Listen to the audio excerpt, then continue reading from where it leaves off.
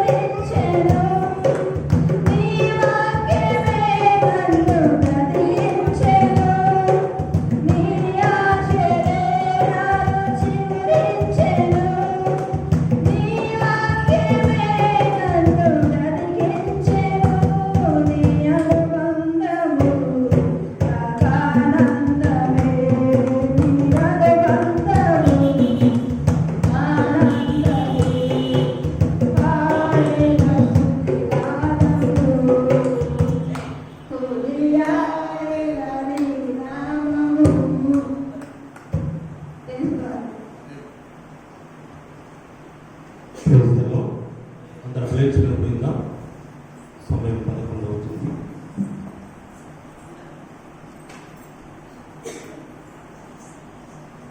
దేవుడు మనలను మన కుటుంబాలను మాకు కలిగినటువంటి సమస్తాన్ని దేవుడు ఆశీర్వదించి గడిచిన దినాల్లో తన కృప మన బాహు మన పైన చాపి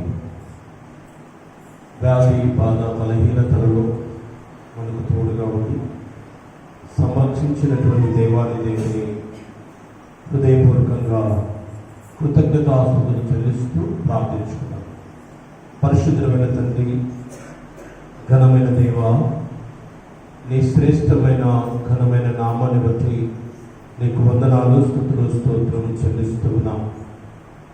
ఈ దినమును చూడలేనటువంటి వారు ఎంతోమంది ఉన్నప్పటికీ అందరిలో నుండి మమ్మల్ని ప్రత్యేకపరిచి నిన్ను ఆరాధించడానికి నైనా మేము మాకు ఇచ్చిన ఈ సువర్ణ అవకాశమును బట్టి నీకు వందనాలు, స్తోత్రం చెల్లిస్తున్నాం.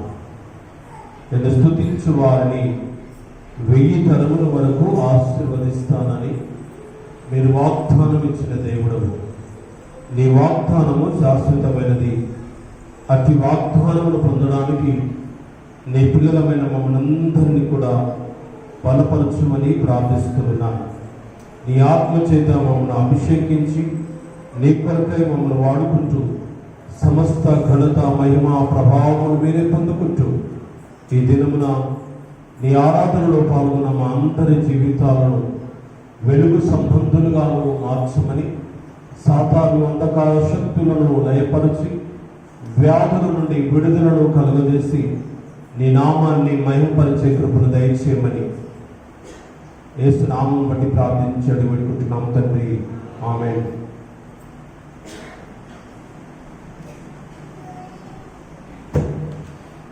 అందరూ అదే విధంగా నిలుచుండి ఆంధ్రప్రదేశ్ కీర్తన పుస్తకం నుండి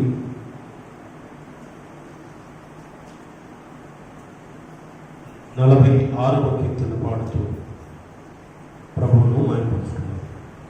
ప్రభువా నిన్నారాధించెదను,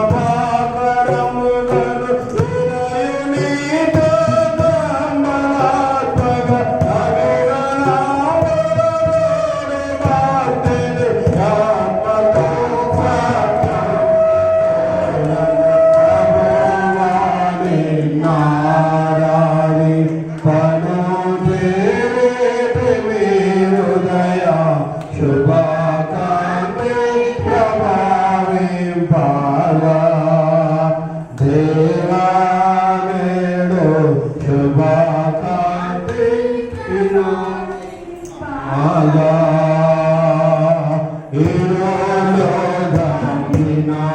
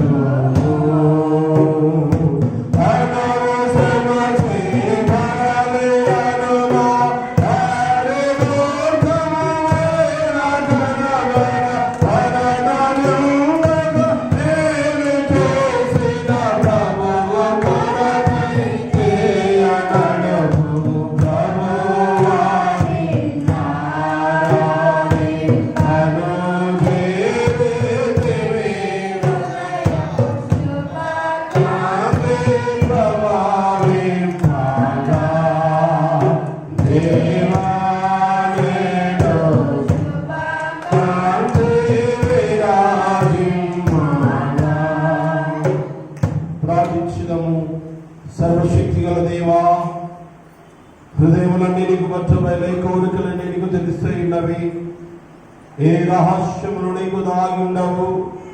మేము నిన్ను సంపూర్ణముగా ప్రేమించి నీ పరిశుద్ధ నామమును నిత్యముగా మహిమపరుచున్నట్లు నీ పరిశుద్ధాత్మావేశము చేత మా హృదయములను తలంపులను పవిత్రపరచుమని మా ప్రభువైన యేసుక్రీస్తు ద్వారా నిన్ను వేడుకొనుచున్నాము తండ్రి. నాకు చెప్పండి. సర్వోన్నతమైన స్థలములలో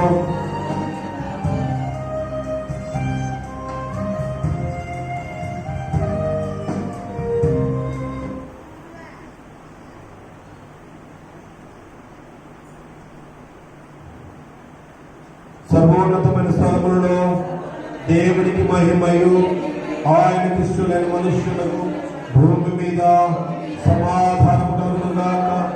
ఓ ప్రభువైన దేవా, పరలోకపు రాజా, సర్వశక్తి గల తండ్రివైన దేవా, నిన్ను స్తుతించుచున్నాము, నిన్ను కొనియాడుచున్నాము, నిన్ను ఆరాధించుచున్నాము, నిన్ను మహిమపరచుచున్నాము. నీ మహిమాతిశయముల గురించి నీ కృతజ్ఞతాస్తుతులు చెల్లించుచున్నాము.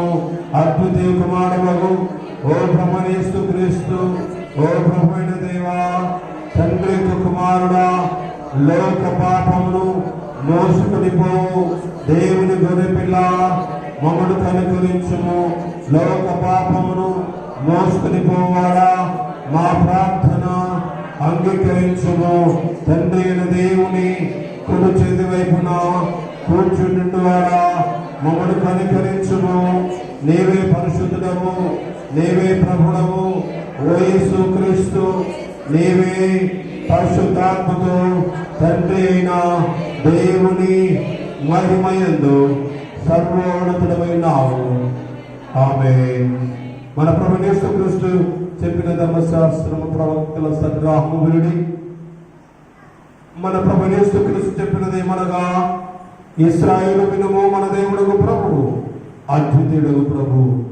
నీవు నీ పూర్ణ హృదయముతోను, నీ పూర్ణ ఆత్మతోను, నీ పూర్ణ మనస్సుతోను, నీ పూర్ణ బలముతోను నీ దేవుడైన ప్రభువును ప్రేమింపవలను.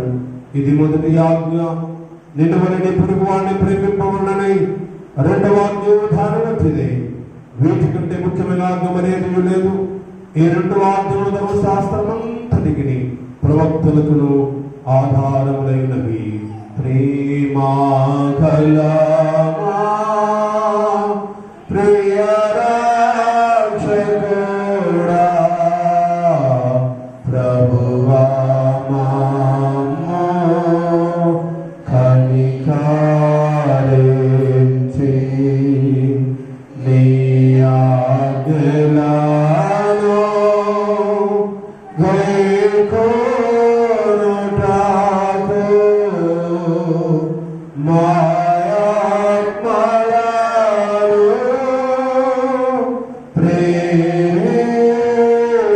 ప్రేరేపించు.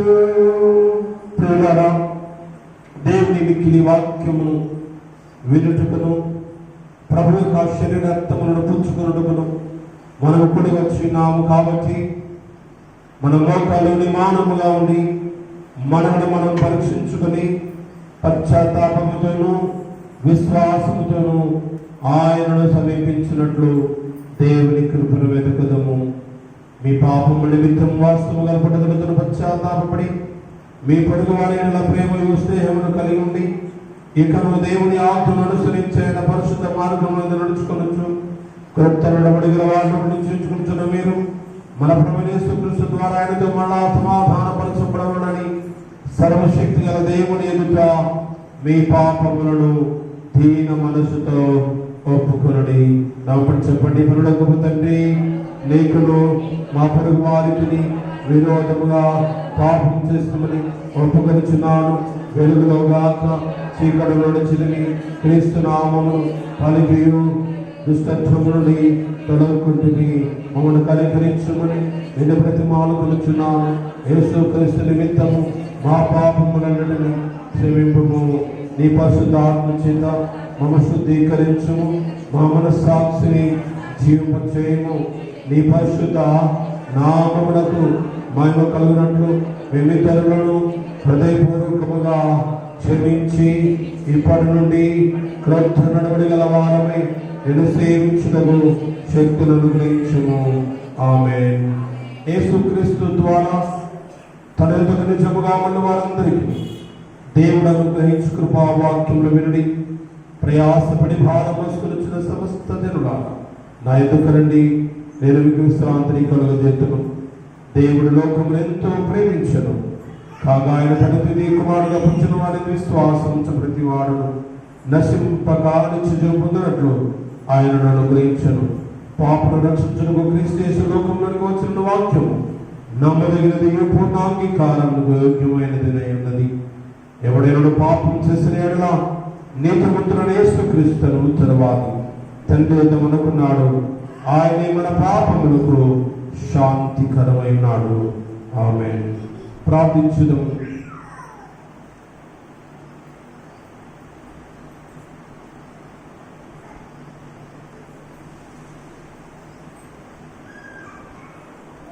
మన పరలోకపు తండ్రి అయిన సర్వశక్తి గల దేవుడు తమ సహోదరులను క్షమించి మనస్ఫూర్తిన పశ్చాత్తాపముతోను నిజమైన విశ్వాసము తన వైపునకు మళ్ళీ వారందరికీ పాపములు క్షమించమని తన గొప్ప కనికరముల మాట ఇచ్చినాడు.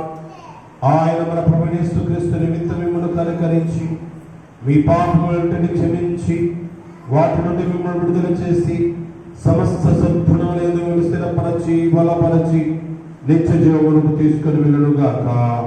ఆమేన్. దేవునికి స్తోత్రము కలుగునుగాక. ప్రార్థించుదాము. స్వస్థత దివారం అంశము స్వస్థత. ప్రార్థన. దయగల దేవా, స్వస్థపరచు శక్తిమంతుడా, మా వ్యాధి బాధలను మాకు ఆదరణకర్తవు నీవే కదా, విమోచకుడు నీవే కదా. మా జీవితము నీవు చేసే అద్భుత కార్యములకు సాక్ష్యంగా ఉండటకు మాకు సహాయం చేయము. మా రోగములను చేదు జ్ఞాపకములను స్వస్థపరచి లోకమంతయు తెలుసుకున్నట్లుగా మమ్మల్ని మెరుగైన ప్రజగా నీవు చేసి చింద్రమైన లోకములకు మేము స్వస్థత సాధనములుగా ఉండగలుగునట్లు చేయమని నీతోను పరిశుద్ధాత్మతోను ఏకదేవుడముగా సదాకాలము జీవిస్తూ ఏలుచుండు మా ప్రభువైన యేసుక్రీస్తు ద్వారా నిన్ను వేడుకొనుచున్నాము తండ్రి. ప్రభువు మీకు తోడైండునుగాక. దయచేసి కూర్చుందాం. ఈ దినం కొరకు ఏర్పాటు చేయబడిన మొదటి పాఠ్య భాగముగా నిర్గమకాండము 4వ అధ్యాయం 10వ వచనం నుండి 17వ వచనం వరకు చదువుకున్నాం.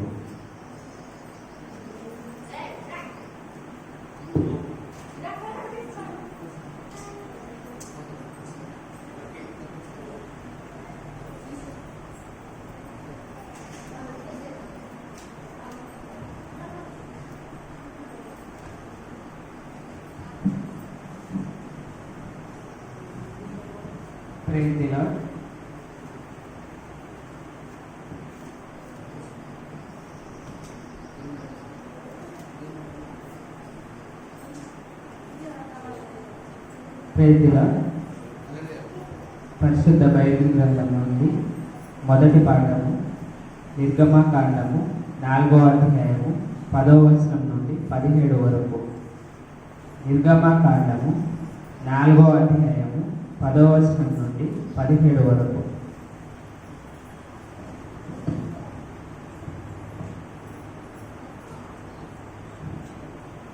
అప్పుడు మోసే, ప్రభువా, ఇంతకు మునుపైనను నీవు నీ దాసునితో మాట్లాడినప్పటి నుండి అయినను నేను మాట నేర్పరిని కాను. నేను నోటి మాంద్యము నాలుక మాంద్యము గలవాడనని యెహోవాతో చెప్పగా, యెహోవా, మానవునికి నోరిచ్చిన వాడెవడు? మూగవానిని గాని చెవిటివానినే గాని దృష్టి గల వారినే గాని గ్రుడ్డివానినే గాని పుట్టించిన వాడెవడు? యెహోవానైనా నేనే కదా. కాబట్టి వెళ్ళుము, నేను నీ నోటికి తోడై ఉండి నీవు ఏమి పలుకవలసినది నీకు బోధించదనని అతనితో చెప్పెను.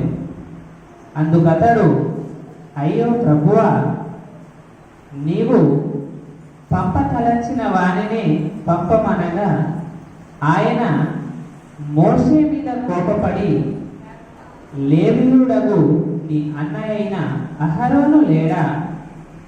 అతడు బాగుగా మాటలాడగలడని నేనెరుగుదును. ఇదిగో, అప్పుడు నిన్ను ఎదుర్కొన వచ్చుచున్నాడు. అతడు నిన్ను చూచి తన హృదయమందు సంతోషించును. నీవు అతనితో మాటలాడి అతని నోటికి మాటలు అందించవలెను. నేను నీ నోటికి అతని నోటికి తోడై ఉండి మీరు చేయవలసిన దానిని మీకు బోధించెదను. అతడే నీకు బదులు జనులతో మాట్లాడును. అతడే నీకు నోరుగా నుండును. నీవు అతనికి దేవుడుగా ఉండు. ఈ కర్రను చేత పట్టుకొని దానితో ఆ సూచక క్రియలు చేయవలెనని చెప్పాను. ఇంతటిలో మొదటి బైబిల్ పాఠం దాని.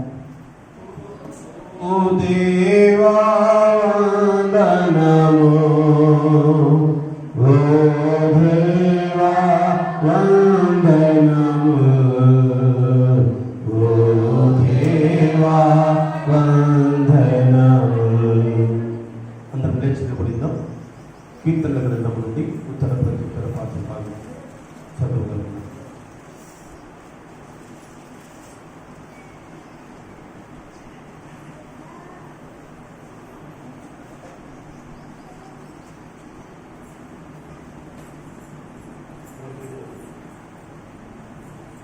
కీర్తనను 103వ కీర్తన.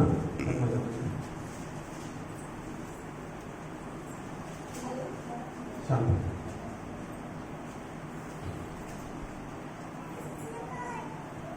103వ కీర్తన మొదటి నుండి 10 వచనాలు.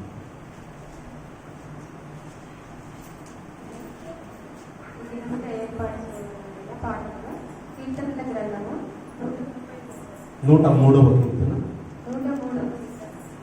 మొదటి మొదటి నుండి నుంచి చివరి వచనం దేవుని వాక్యం చదువు. నా ప్రాత్మ యెహోవాను సన్నిధించు, నా అంతరంగమునున్న సమస్తమా ఆయన పరిశుద్ధ నామమును సన్నిధించుము. నా ప్రాణమా యెహోవాను సన్నిధించుము, ఆయన చేసిన ఉపకారములు దేనిని మరొకము. ఆయన నీ దోషములన్నిటినీ క్షమించువాడు, నీ సంకటములన్నిటికీ కుదుర్చువాడు. సమాధుల నుండి నీ ప్రాణమును విమోచించుచున్నాడు, కరుణాకటాక్షములు కిరీటముగా ఉంచుచున్నాడు. పక్షిరాజు యవ్వనము వలె నీ యవ్వనమును క్రొత్తదగు చుండునట్లు మేలుతో నీ హృదయమును తృప్తిపరచుచున్నాడు. యెహోవా నీతి క్రియలు జరిగించును, బాధింపబడి వారందరికీ న్యాయము తీర్చును. ఆయన మోషేకు తన మార్గములను తెలియజేసెను, ఇశ్రాయేలు వంశస్థులకు తన క్రియలను కనపరచెను.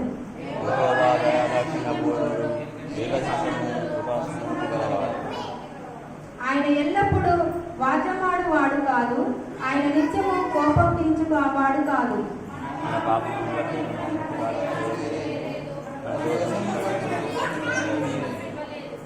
భూమి కంటే ఆకాశము ఎంత ఉన్నతముగా ఉన్నదో ఆయన యందు భయభక్తులు గలవారి ఎడల ఆయన కృప అంత అధికముగా ఉన్నది. ఆయన మన కిందమును మనకంత పరీక్షిస్తున్నాడు. తండ్రి తన కుమారుల ఎడల జాలిపడినట్లు యెహోవా తన యందు భయభక్తులు గలవారి ఎడల జాలిపడును. మనము నిర్మింపబడిన నీతి ఆయన తెలుసుకుని మనం మంచి వారమని జ్ఞాపకం చేసుకుంటున్నాడు. నరుని ఆయువు గడ్డి వలెనున్నది, అడవి పువ్వు పూయినట్లు వాడు పూయును. దాని మీద దాని లేకపోవు, ఆ మీద దాని చోట దాని విలువదు. ఆయన నిబంధనను గైకొనుచు ఆయన కట్టడలను అనుసరించి నడుచుకొని వారి మీద, యెహోవా యందు భయభక్తులు గల వారి మీద ఆయన కృపై వెలుగులు నిలుచును, ఆయన నీతి వారి పిల్లల తరపు నిలుచును. యెహోవా ఆకాశమందు తన సింహాసనమును స్థిరపరిచి ఉన్నాడు, ఆయన అన్నిటి మీద రాజ్య పరిపాలన చేయుచున్నాడు. యెహోవా పుత్రులారా, ఆయన పడుకుని ఆయన వాక్యము నెరవేర్చు వారు ఆయన కనిపించుడి. యెహోవా సైన్యములారా, ఆయన చిత్తము నెరవేర్చు ఆయన పరిచారకులారా, మీరందరూ ఆయనను సన్నతించుడి. ఆయన సర్వకారులారా, ఆయన స్తుతించుడి. నా ప్రాణమా యెహోవాను స్తుతించుము. తండ్రి కుమార తగు స్తుతి మహిమలు కలుగాక. హరిని ఎప్పుడు ఎల్లప్పుడు అయినట్లు భ్రముల నోనుగాక.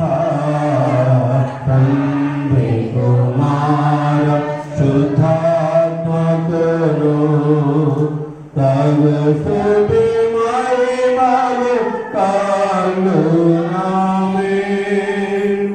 చూసుకుంటున్నాం. పత్రిక పాఠపుస్తకంలో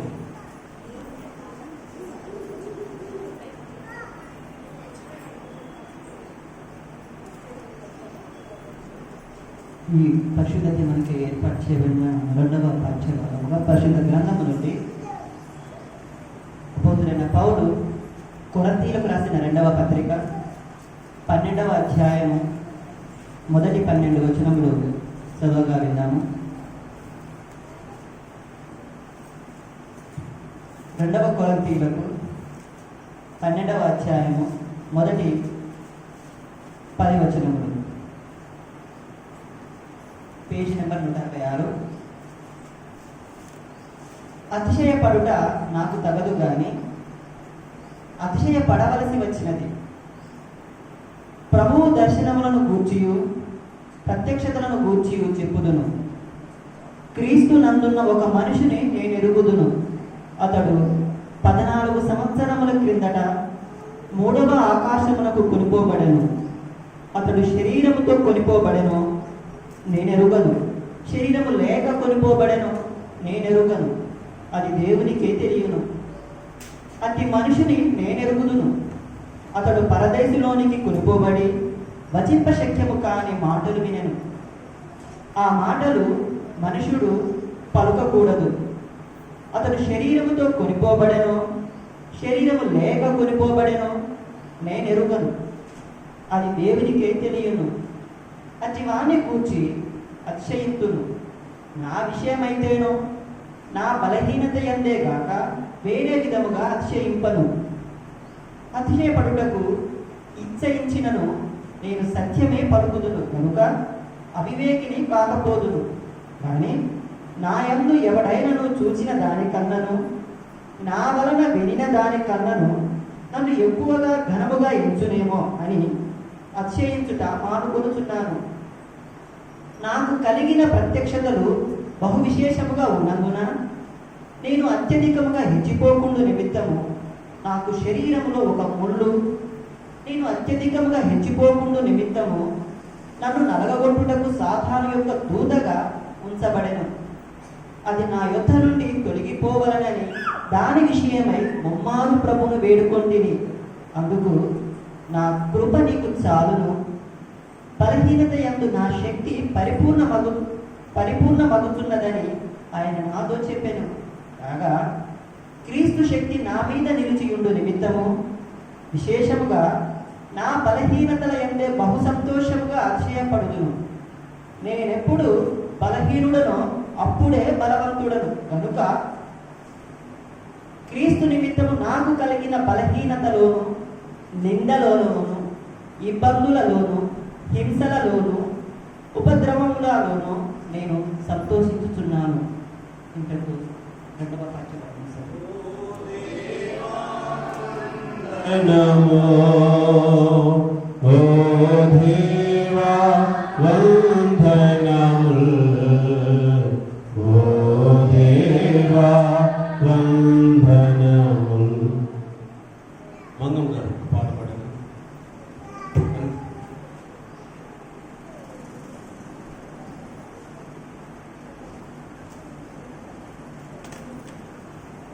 నేర్చిన చోటనే మనసారా నవ్వేదా,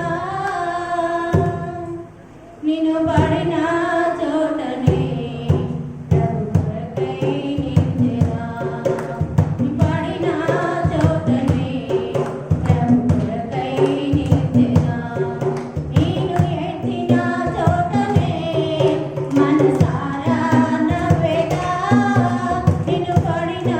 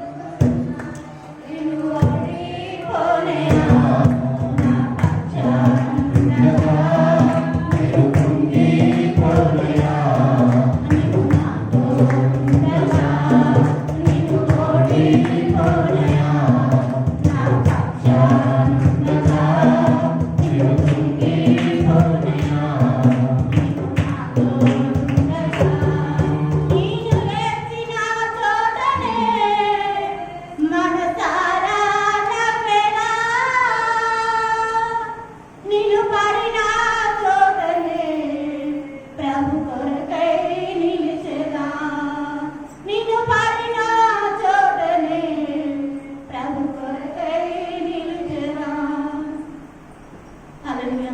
థ్యాంక్ యూ అమ్మా. అందరం లేచినట్లుగా సువార్త పాఠంగా పరిశుద్ధుడైన యోహాను రాసిన సువార్త 9వ అధ్యాయం మొదటి నుండి 7వ వచనాలకు చదువుతాము. సువార్త పాఠముగా యోహాను సువార్త 9వ అధ్యాయం 1 నుంచి 9.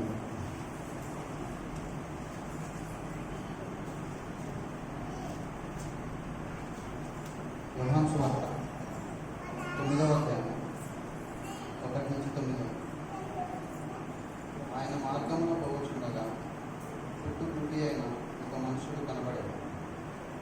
ఆయన శిష్యులు, బోధకుడా, వీరు గుడ్డివాడే పుట్టుటకు ఎవడు పాపం చేసిన వీడా వీని కన్నవారా అని ఆయన అడగలరు.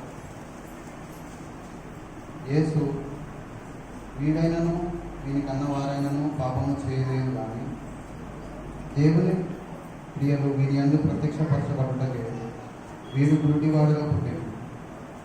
పగలున్నంత వరకు నన్ను పంపిన వాని క్రియలు మనము చేయుచుండవలను. రాత్రి వచ్చుచున్నది, అప్పుడు ఎవడనో పని చేయలేడు. నేను ఈ లోకంలో ఉన్నప్పుడు లోకమునకు వెలుగునని చెప్పాను. ఆయన ఇట్లు చెప్పి నేల మీద ఉమ్మి వేసి ఉమ్మితో బురద చేసి వాని కన్నుల మీద ఆ బురద పూసి, నీవు సిలోయము కోనేటికి వెళ్ళి అందులో కడుక్కొనమని చెప్పాను. సిలోయమను మాటకు పంపబడిన వాడని అర్థము. వాడు వెళ్ళి కడుగుకొని చూపు గలవాడై వచ్చాడు. కాబట్టి పొరుగువారును వాడు భిక్షకుడని అంతకుముందు చూచిన వారును వీడు కూర్చుండి భిక్షమెత్తుకున్న వాడు కాడా అని, వీడే అని కొందరును, వీడు కాడు, వీని పోలి ఉన్న యొకడని మరికొందరు అనేది. వాడైతే నేనే అన్నాను. ఇంతటితో సువార్త పాఠం. ఓ క్రీస్తు స్తోత్రములు, ఓ క్రీస్తు స్తోత్రములు, ఓ క్రీస్తు స్తోత్రములు. ప్రార్థన చేస్తున్నాం. దేవుడు మనకిచ్చిన అవకాశం విలువైంది, సమయం చాలా కూడా విలువైంది. ఈ సమయాన్ని సద్వినియోగం చేసుకునే అవకాశాన్ని దేవుడు మనకు అనుగ్రహించాడు. కాబట్టి నీ కుటుంబంలో ఎన్నో శోధనలు, ఎన్నో బలహీనతలు, ఎన్నో సమస్యలు, ఎంతో కన్నీటితో గడిపి ఉన్నామేమో. మన దేవుడు మన పక్షముగా ఉండగా మనకు విరోధి ఎవడు అని జ్ఞాపకం చేస్తున్నాడు. ఆయన నామాన్ని కొనియాడి కీర్తించి మహింపరుస్తున్న ప్రతిసారి మన శరీరాలకు కావలసిన బలాన్ని దేవుడు సమకూరుస్తాడు. కాబట్టి ఒక్క నిమిషం ఇవ్వబడిన సమయాన్ని దేవుని కొరకు మనం వాడుకుందాం. దేవునితో మన బాధలు చెప్పుకుందాం. ఆయనే వైద్యులకు మించిన వైద్యుడు, పరమ వైద్యుడు. కాబట్టి తన కార్యాలు చేస్తాడు. హల్లెలూయా, హల్లెలూయా. ప్రేమతో ప్రాణమును అర్పించినావు, శ్రమల సంఖ్యలైన శత్రువును కరుణించువాడు నీవే. ప్రేమతో ప్రాణమును అర్పించినావు, శ్రమల సంఖ్యలైన శత్రువును కరుణించువాడు నీవే. శూరుని ఎదుట వీరుడు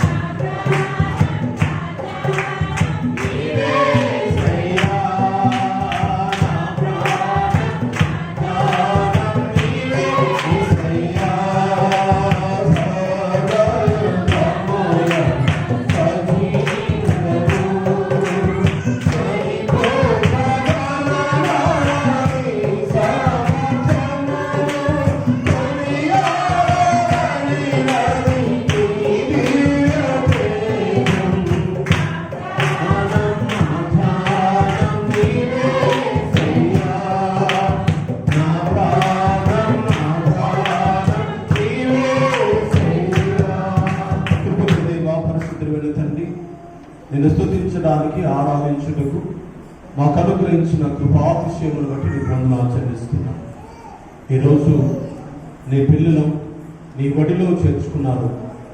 లాలించండి, సేద తీర్చండి, ఓదార్చండి, ధైర్యపరచుమని అయా బలము కలిగిన నిన్ను ఆశ్రయించిన నీ బిడ్డలను బలవంతులుగా మార్చమని యేసునామమును బట్టి ప్రార్థిస్తున్నాను తండ్రి.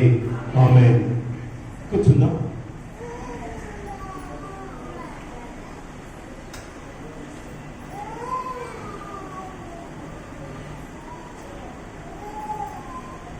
ప్రియమైన దేవుని బిడ్డలారా,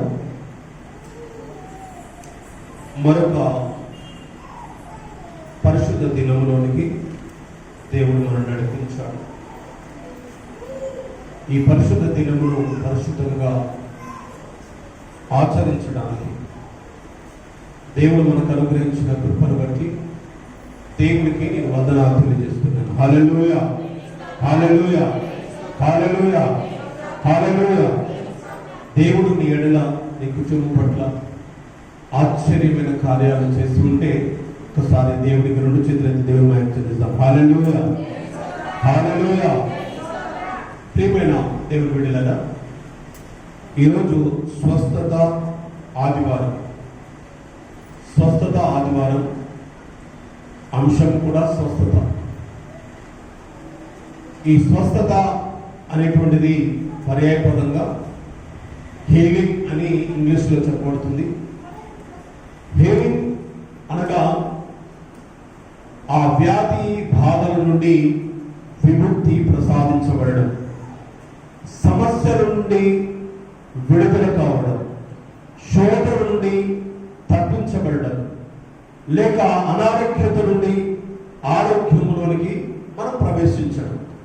ఇలా చెప్పుకుంటూ పోతే పాజిటివ్గా మనం ఆలోచిస్తే టోటల్ హెల్తీ పర్సన్. టోటల్గా మనం ఏంటంటే హెల్తీ పర్సన్స్, ఆరోగ్యవంతులుగా మనం ఉండడానికి దేవుడు తన కృపను మన పట్ల జరిగిస్తూ ఉన్నాడు. వ్యాధులు రాకమానవు, శరీరానికి వ్యాధులు అనేటువంటివి రాకమానవు. కానీ ఆ వ్యాధి నుండి విడుదల పొందాలంటే, పరిపూర్ణంలోనికి నడిపించబడాలంటే దేవుడు మన పట్ల కార్యము జరిగించాలి. హల్లెలూయా. కొందరం పైకి చాలా ఆకర్షణీయంగా కనబడతాం, అంటే నిండుగా కనిపిస్తాం, నవ్వుతూ కనిపిస్తాం. పైకి చూసినప్పుడు వీడికి ఏ రోగం లేదని చెప్పుకోవచ్చు, కానీ వ్యాధి లేని ఏ మనుష్యుడు భూమి మీద ఉన్నాడా? లేడా? లేదు. అది ఏ రోజైనా కానివ్వండి, వ్యాధి లేనటువంటి మనుష్యుడు, ఏ మనుష్యుడు, అది ఏ రోగమైనా కానివ్వండి, అది ఏ రోగమైనా కానివ్వండి, వ్యాధి లేని మనుష్యుడు భూమి మీద ఎవడు లేడు. మరి ఆరోగ్యవంతులు ఎక్కడ? దేవుడు అంటున్నాడు, ఆరోగ్యవంతులకు వైద్యుడు అవసరము లేదు. ఎవరికి వైద్యుడు అవసరం? ఎవరికి వైద్యుడు అవసరం? అనారోగ్యం రోగస్తులకు కదా వైద్యుడు అవసరం. ఒక మాట, ధైర్యం కలిగిన మాట ఏంటంటే, ఆయన వైద్యుడు,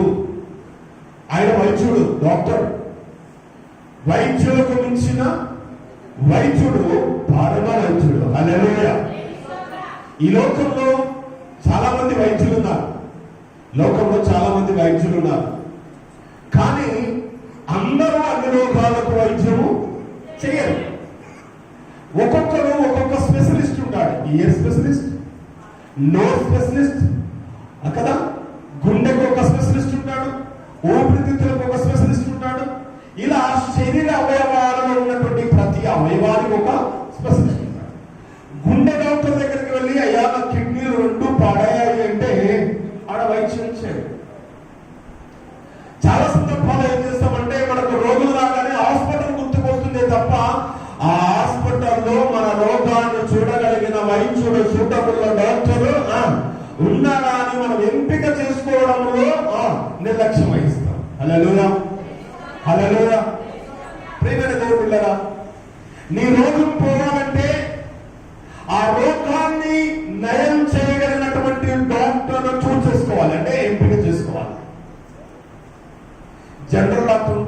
అన్ని చూస్తాడు, కానీ స్పెషలిస్ట్ ఉన్నటువంటి ప్రాధాన్యత ఆ జనరల్ డాక్టర్కి ఉండదు.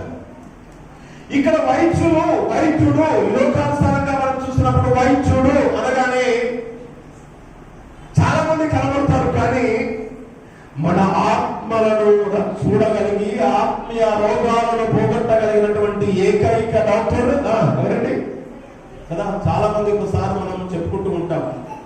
ఏం చెప్పుకుంటామంటే శరీర సంబంధమైనటువంటి అవయవాలకు ఏ రోగం వచ్చినా పోతుందేమో, కానీ మనసుకు కలిగిన గాయాన్ని ఎవరు మార్పులేదు.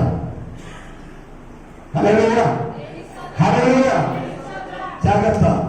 అందుకని పెద్దలు అంటారు, అబ్బాయి ఒక దెబ్బకైనా కొట్టు, కానీ మాట దగ్గర అంటాడు. ఎందుకంటే ఆ మాట ఎల్లప్పుడూ కూడా గుండెలో ఏమవుతుందట, గుణపాల పుచ్చుకుంటుందట. ఎంత మర్చిపోదాం అనుకున్నా, ఎంత కళ్ళు గట్టిగా మూసుకుందాం అనుకున్నా నిద్ర రాదు. కారణం ఏంటంటే మనసు గెలుగుతూ ఉంటుంది. అయ్యో ఏంటి ఈ పరిస్థితి, ఏంటి ఈ సిచ్యువేషన్, ఏంటి ఈ రోజు ఏంటి, తెల్లవారు ఆలోచిస్తున్నా. ఒక్కొక్క సందర్భాల్లో నేనైతే ప్యానికల్ చూసుకుంటూ అట్లన్నా చూస్తే కళ్ళు అలసిపోయి నిద్ర వస్తుంది ఏమని ప్యానన్నా స్పీడ్ పెరిగి పెరిగి పెరిగి ఇంకెంక పెరుగుతుంది, కానీ ఈ కంటికి మాత్రం నిద్ర రాని దినాలు గడిపాను. 5 సంవత్సరాలండి పసిగుడ్డులైనటువంటి పిల్లలను విడిచిపెట్టి, మా బాబుకి సంవత్సరం, మా పాపకి 3వ సంవత్సరం ఎంటర్ అయింది. హైదరాబాద్ ఏసీటీసీ కాలేజీలో చదవడానికి బయలుదేరి వెళ్ళాను. అక్కడికి వెళ్తే ఇంటికి రావడానికి ఛార్జీలు డబ్బులు లేవు, ఇంటికి వస్తే వెళ్ళి కాలేజీకి వెళ్ళడానికి డబ్బులు లేవు. కాబట్టి నెలల తరబడి అక్కడే ఉండేవాడిని. అయ్యో నా పిల్లలేమి తింటున్నారు, నా భార్య ఏం తింటుంది అని ఆలోచించడం తప్ప నా ఆత్మ మాత్రం వాళ్ళ దగ్గర పరిగెత్తుకొని వెళ్ళేదే, కానీ మనిషిని మాత్రం వెళ్ళాలని ఉన్నా వెళ్ళలేని పరిస్థితి. ఇలా చెప్పుకుంటూ పోతే ఎన్నెన్నో యథార్థమైనటువంటి సంఘటనలు, అనుభవాలు నా జీవితంలో ఉన్నాయి. పిల్లలు నా జీవితమే కాదు, మనందరి జీవితాల్లో ఉన్నాయా? ఉంటే అదే చెప్పండి. హల్లెలూయా, హల్లెలూయా. మనకై వచ్చేటువంటి రోగాలు కొన్ని ఉంటాయి, మనకు సంబంధం లేకపోయినా వచ్చే రోగాలు కొన్ని ఉంటాయి. ఏదేమైనా ఈ రోగాలను పోగొట్టడానికి ఏకైక స్పెషలిస్ట్ ఎవరంటే, ఏకైక స్పెషలిస్ట్ ఎవరు అంటే ఎవరండి? ఎవరన్నా? హల్లెలూయా, హల్లెలూయా. వచ్చిందే నలుగురు కదా, వచ్చిందే నలుగురు. తిప్పి పెడితే ఈ మూల ఒకరు ఆ మూల ఒకరు ఉన్నాం. వచ్చిన నలుగురం కూడా కాస్త మూసుకొని విచారంగా ఉంటే ప్రయోజనం లేదు. కారు పాడైంది, బైక్ పాడైంది, సైకిల్ పాడైంది, ఏం చేస్తాం మనం? దీనికి సెట్కి తీసుకెళ్తాం, గ్యారేజ్కి తీసుకెళ్తాం. ఆ గ్యారేజ్లో ఏం చేస్తాడు? అక్కడ ఉన్నటువంటి డాక్టర్ లేక మెకానిక్ ఏ పార్ట్ పాడైనా పర్వాలేదు, కానీ ఇంజన్ పాడైతే అతని వల్ల చేయగలిగింది ఏమీ లేదు, అది ఇంకొక గ్యారేజ్కి తీసుకెళ్ళాలి. ఇప్పుడు మనకు పాఠశాల లేక వేదశాల లేక ఆత్మ రోగాలను పోగొట్టగలిగినటువంటి ఏకైక గ్యారేజ్ ఏదైనా ఉంది అంటే ఏంటండి? హల్లెలూయా, హల్లెలూయా. ఇక్కడ ఏంటంటే ఇక్కడికి వచ్చిన తర్వాత మన రోగాలేంటో ఆ వైద్యుడికి, ఆ మెకానిక్కి, ఆ డాక్టర్కి, యేసయ్య అనే డాక్టర్కి కదా మనం చెప్పుకోవాలి. అయ్యా నా హృదయం నిండా వేదన నిండి ఉన్నది, నా మనసు గాయపడి ఉన్నది, నా శరీరము కృంగిపోయి ఉన్నది, నా తలంపులు అన్నీ కూడా నిద్ర పట్టని పరిస్థితులు నన్ను వెంటాడుతూ ఉన్నాయి. ఆర్థిక సమస్యలను వెంటాడుతూ ఉన్నాయి, కుటుంబ సమస్యలను వెంటాడుతూ ఉన్నారు, శత్రువులను ధరముతూ ఉన్నారు. ఇంకా ఇలా చెప్పుకుంటూ పోతే పెద్ద చాటంతా లిస్టే ఉంటుంది కదా. ఇవన్నీ కూడా ఎవరితో చెప్పుకోవాలి? ఎవరితో చెప్పుకోవాలి కదా? ఇందాకే అన్నారు నా యేసయ్య. హల్లెలూయా, నా యేసయ్య. మన యేసయ్యతో చెప్పుకోవాలి. చెప్పుకోకుండా ఇలా వచ్చామా, అలా వెళ్ళిపోయామా, నీ రోగాలు అలా ఉంటాయి కదా. డాక్టర్ దగ్గరికి వెళ్ళి ఏమ్మా ఇంతకుముందు డాక్టర్స్ నాడి బట్టి రోగి యొక్క రోగాన్ని ఏంటో తెలుసుకునేవారు. ఇప్పుడు ఆ రోగాన్ని తెలుసుకునే డాక్టర్స్ కూడా భూమిగా లేదు. ఇప్పుడు డాక్టర్ దాకా పోనవసరం. అప్పుడు మన తాతలు లేక అమ్మమ్మలు, తాతయ్యలు, నానమ్మలు, బాబమ్మలు ఉండి వారికి ఏదన్నా బలహీనత రాగానే ముందు చెయ్యి పట్టుకొని చూసేవారు. అరే అబ్బాయి దీనికి వాతం చేసిందనో, లేకపోతే వేడెక్కువైందనో, లేకపోతే అనేకమైన మూలాలను చెప్పేవారు. డాక్టర్ దగ్గర కూడా వెళ్ళాల్సిన అవసరం లేదు. ఇప్పుడు డాక్టర్ దగ్గరికి వెళ్ళినా కూడా రిజల్ట్ అలాగే వాళ్ళు కించపరచడం లేదు. కానీ ప్రియమైన దేవుని పిల్లలారా, ఏది ఎక్కువైనా ప్రమాదమే కదా, ఏది ఎక్కువైనా ప్రమాదమే. మరి కనుక వారికైనా తెలియకపోవచ్చేమో, మనం చప్పులలో డాక్టర్ దగ్గర కూర్చొని మౌనంగా చూస్తే చూడు, లేకపోతే లేదు. నువ్వు చూస్తే కూర్చుంటా, చూడకపోతే ఇంటికి వెళ్ళిపోతా అనుకున్నావు అనుకో, నీ రోగం పోతా. ఏం చెప్పాలి ఇప్పుడు? ఏం చేయాలి? నువ్వెక్కడికైతే వెళ్ళావు, పెద్దలు అంటారు చల్లగా వెళ్ళి ముంత రాసుకుంటే ప్రయోజనం లేదురా బాబు. నువ్వు ముంత పట్టుకునే వెళ్ళావు. ఎక్కడికి వెళ్ళావు? తల కోసం వెళ్ళావు.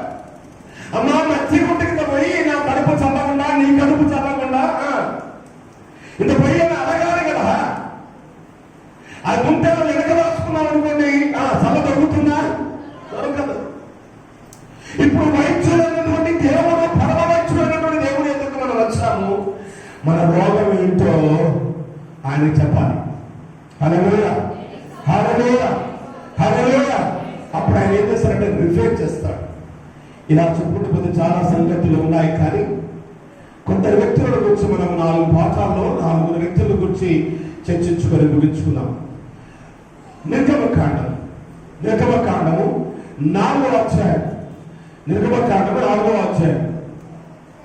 ఈ 4వ అధ్యాయంలో ఒక వ్యక్తిని దేవుడు పిలుస్తున్నాడు. మనను కూడా దేవుడు పిలుస్తూ ఉంటాడు. ఏంటి? మనను కూడా దేవుడు పిలుస్తూ ఉంటాడు. హల్లెలూయా, హల్లెలూయా. దేవుడు అప్పుడప్పుడు మనం కూడా హృదయం అనే తోలకు తడుతూ ఉంటాడు. ఆయన స్వరం మనం వినగలిగితే మన జీవితాలు మారిపోతాయి. దేవుని స్తోత్రం, హల్లెలూయా. ఆయన స్వరం వినలేదనుకోండి, ఆయన బయట ఉంటాడు కదా, మన లోపలే ఉంటాడు. ఆయన ఏమనుకుంటాడు? ఎంతసేపు నిలువబెట్టి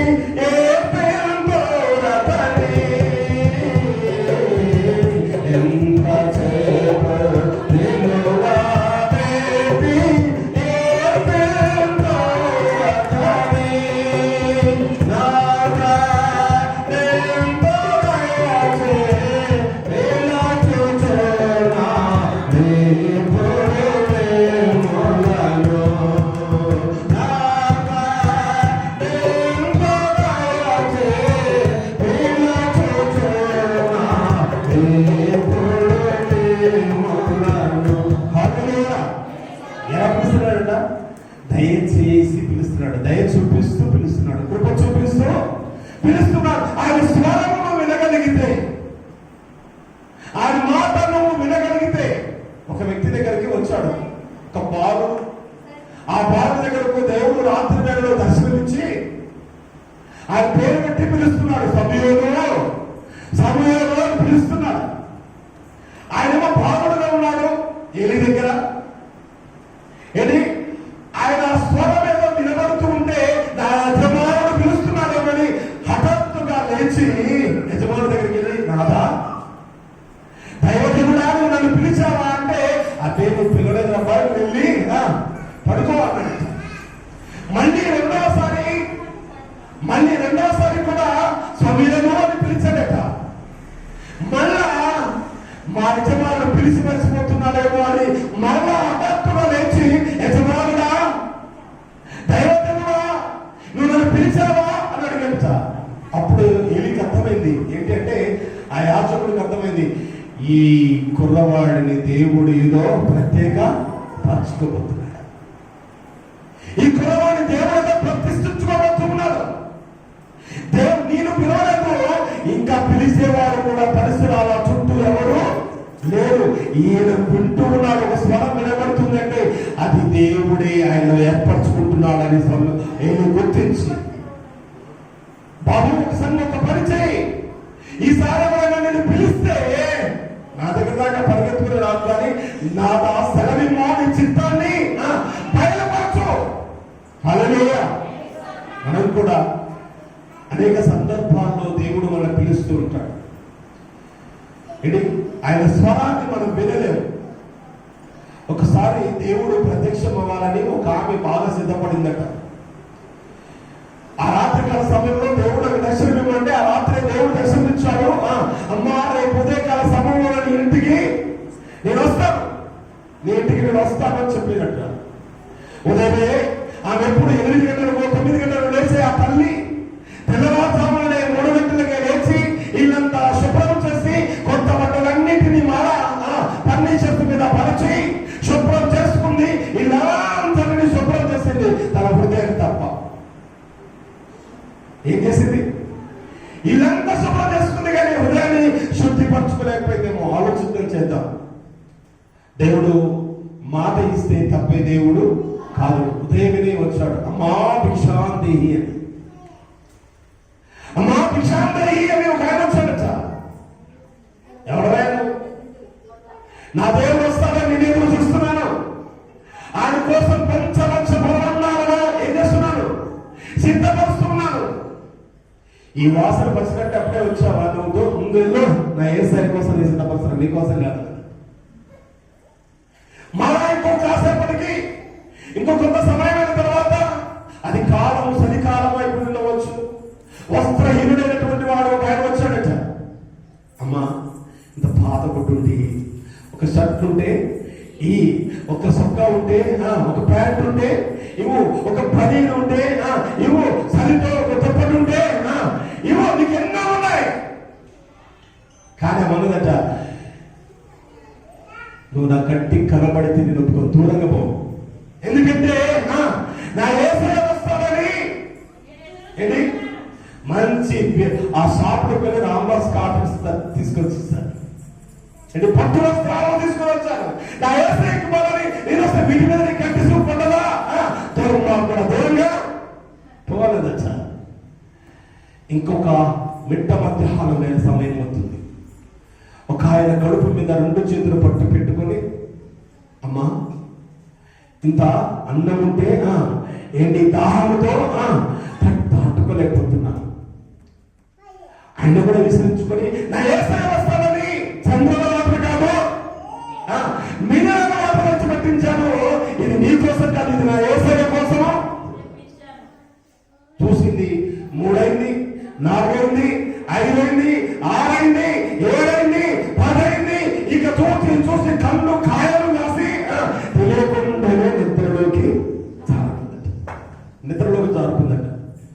దేవుడు మళ్ళా ప్రత్యక్షమై అమ్మా అనిపించాడు. ఏంటి సయ్యా, ఉదయమే వస్తామంటే తెల్లవారుజామున లేశాను, నీకోసం ఎదురుగా చూశాను, నువ్వు రాలేదంటే ఆయన అన్నాడట, అమ్మ నేను 3 సార్లు నీ దగ్గరకు వచ్చాను. హల్లెలూయా, హల్లెలూయా. 3 సార్లు దగ్గర 3 మార్లు దగ్గరకు వచ్చాను. అయ్యో యేసయ్యా ఎప్పుడు వచ్చావా? నా కన్ను పాడుగాను, నేను చూడలేకపోయానా? శపించుకుంటుంది తన్ను తానే.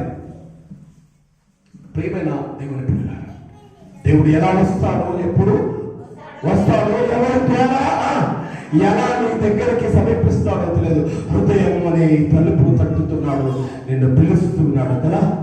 ఆయన స్వరాన్ని వినాలి. ఇది గ్యారేజ్ రిపేర్ చేసే స్థలం, పాడు చేసే స్థలం కాదు. నీ బలహీనతలో నీ బలపరిచే స్థలం, నీ రోగం నుండి స్వస్థపరిచే స్థలం.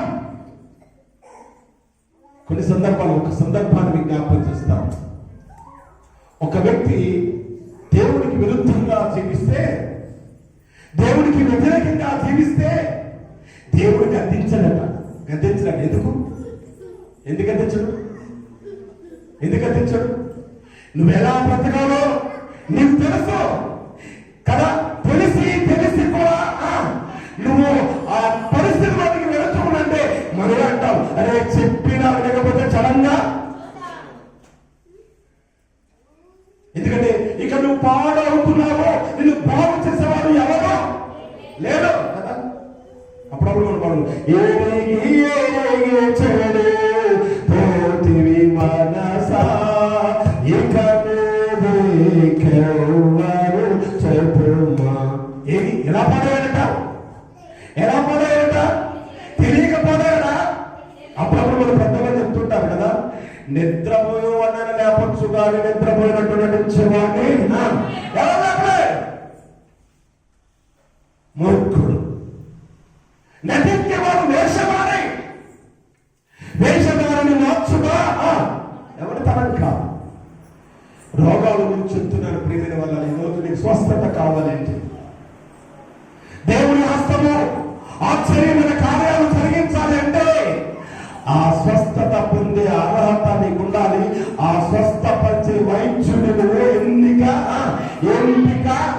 చేసుకోవాలి. హల్లెలూయా, హల్లెలూయా. ప్రియమైన దేవుని బిడ్డలారా, సరైన ఎంపిక చేసుకోకపోతే జీవితాంతం అంతా ఏడ్చుకుంటూ ఉండాల్సిన సమయం వస్తుంది కదా. జీవితాంతం అంతా దుఃఖపడాల్సినటువంటి సమయం ఆసన్నమవుతుంది. నీ రోగం పోగొట్టడానికి వైద్యుడు, పరమ వైద్యుడైన దేవుడు ఎల్లప్పుడూ నిన్ను పిలుస్తూ ఉన్నాడు. ఆయన స్వరమును వినాలి. ఇక్కడ ఒక వ్యక్తిని పిలుస్తున్నాడు, మోసే అనే నాయకుడు పిలుస్తున్నాడు. ఎందుకంట ఆయన ప్రజలను కాపాడడానికి, ఆయన ప్రజలను ఇశ్రాయేలును విడిపించడానికి. ఎందుకు చేసుకుంటూ ఉంటే 10వ వచనం అప్పుడు మోసే, ప్రభువా ఇంతకు మునుపైన నీవు నీ దాసులతో మాట్లాడినప్పుడు నేను మాట నేర్పడని కారణం నేను నోటి మాంద్యము నాలుక మాంద్యము కలవాలని యెహోవాతో చెప్పగా. నేను దేవుడు తెలియదా మోసే కత్తివాడని, నోటి మాంద్యవాడని దేవుడికి తెలియదా? ఆయన దేవుడు అని పిలుస్తూ ఉంటే ఏమని పైగా ఎదుగుతున్నాడన్న ₹1,00,000 గీతలు ఎక్కువ పనికి మారినోడికి. ఏంటి ₹1,00,000 గీతలు ఎక్కువ, పనికి మారినోడికి మాటలు ఎక్కువ. పని మానేయాలనుకున్న వాడు సాకులు చెప్పడం మొదలు పెడతారు కదా. సాకులు చెప్పడం మొదలు పెడితే ఎన్నైనా చెప్పేస్తాం. అదే ఆ సమస్యను లేక ఆ కూడా జటిలమైన కూడా పరిస్థితులను జయించాలి అంటే ఏం చేయాలి? మెలకువగా ఉండి ప్రార్థన చేయాలి. మెలకువగా ఉండి ప్రార్థన చేయాలి. అలర్ట్గా ఉండాలి కదా. బుద్ధి కలిగిన కన్యకలవలే, బుద్ధి కలిగిన కన్యకలవలే ఆ ఆయన వచ్చున చూసి లేక దేవుడి కుమారుడు వచ్చున ఎరిగి ఎలా ఉంటారు? సిద్ధపడ్డారు. ముందుగానే సాకులు చెప్పడానికి బదులుగా ముందుగానే మనం ఏం చేయాలా? సిద్ధపడాలి. మనం సిద్ధపరచుకోవాలి. అప్పుడే కదా, అప్పుడే మన రోగాలు పోతాయి. మనసులో ఉంచుకొని బయటకు ఏదో నవ్వుతూ మాట్లాడితే బైబిల్ వాడి గురించి ఉంటుంది తెలుసా? ఒకడు నవ్వుచుండేవాడు వాడి హృదయం ముందు ఏముంటుందట? వేదన ఉంటుందట. కడుపు నిండా వేదన ఉంటుంది. కానీ ఎవరతాడు వెంటనే ఏంటో అలా ఉన్నామంట. పైకి నవ్వినట్టు నటిస్తాడు కానీ వాడి హృదయం నిండా జాగ్రత్త. ఈ గ్యాలక్సీ లేక ఈ సంస్థలో చాలా ఈ పరిశుద్ధ మందిరాలలో నిన్ను శుద్ధి చేసేది, నిన్ను బాగు చేసేది, నిన్ను రిపేర్ చేసేది, నిన్ను బలపరిచేదండి ఈ స్థలం. హల్లెలూయా. నేను పాడు చేసేది కాదు. దేవుడు ఎరుగనటువంటి బుద్ధిహీనుడు ఏమనుకుంటాడట? దేవుడు లేడు అని ఎవరు చెప్పుకుంటారు? దేవుడు లేడని ఎవరు చెప్పుకుంటారు? బుద్ధిహీనుడు చెప్పుకుంటాడట. వాడికి అసలే హీనులో బుద్ధిహీనత. దేవుడి యొక్క మహోన్నతము, దేవుడి యొక్క శక్తి, దేవుడి యొక్క ప్రభావము, దేవుడి యొక్క మహిమల గురించి తెలుసుకుంటే ఆయనకి ఏం చేస్తాం? మనం భయపడతాం. హల్లెలూయా. ఏం చేస్తామంటే దేవుడికి మనం భయపడేటువంటి వాడిని మనం ఏం చేయలేము. నువ్వే కాదు, నిన్ను సృష్టించిన దేవుడు కూడా నిన్నేమి చేయలేదు. ఏం చేస్తాడు కదా? మన భ్రష్ట ఆత్మకు అప్పగిస్తాడు. భ్రష్ట ఆత్మకు అప్పగిస్తాడు. జాగ్రత్త పిల్లరా. ఇక్కడ మోసే అంటున్నాడు, నేను నేర్పరుని కాదు, నేను నోటి మాంసము కలిగినటువంటి వాడును, నాలుక మాంసము కలిగినటువంటి వాడను అంటున్నాడు. నేను మాట్లాడలేదయ్యా, నీ ప్రజలతో నేను మాట్లాడాలి.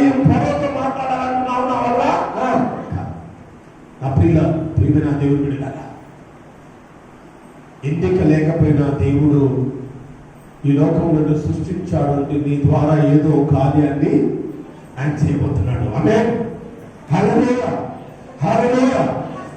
నత్తి వాడని తెలిసిన నాలుక మాంద్యము లోతు మాంద్యము కలిగిన మోసే అతి బలహీనత కలిగినటువంటి వాడని తెలిసిన దేవుడు ఏం చేస్తున్నాడు తెలుసా? ఆయన బలమైన ఇంటిలో నమ్మకమైన వాడిగా వాడుతున్నాడు. హల్లెలూయా.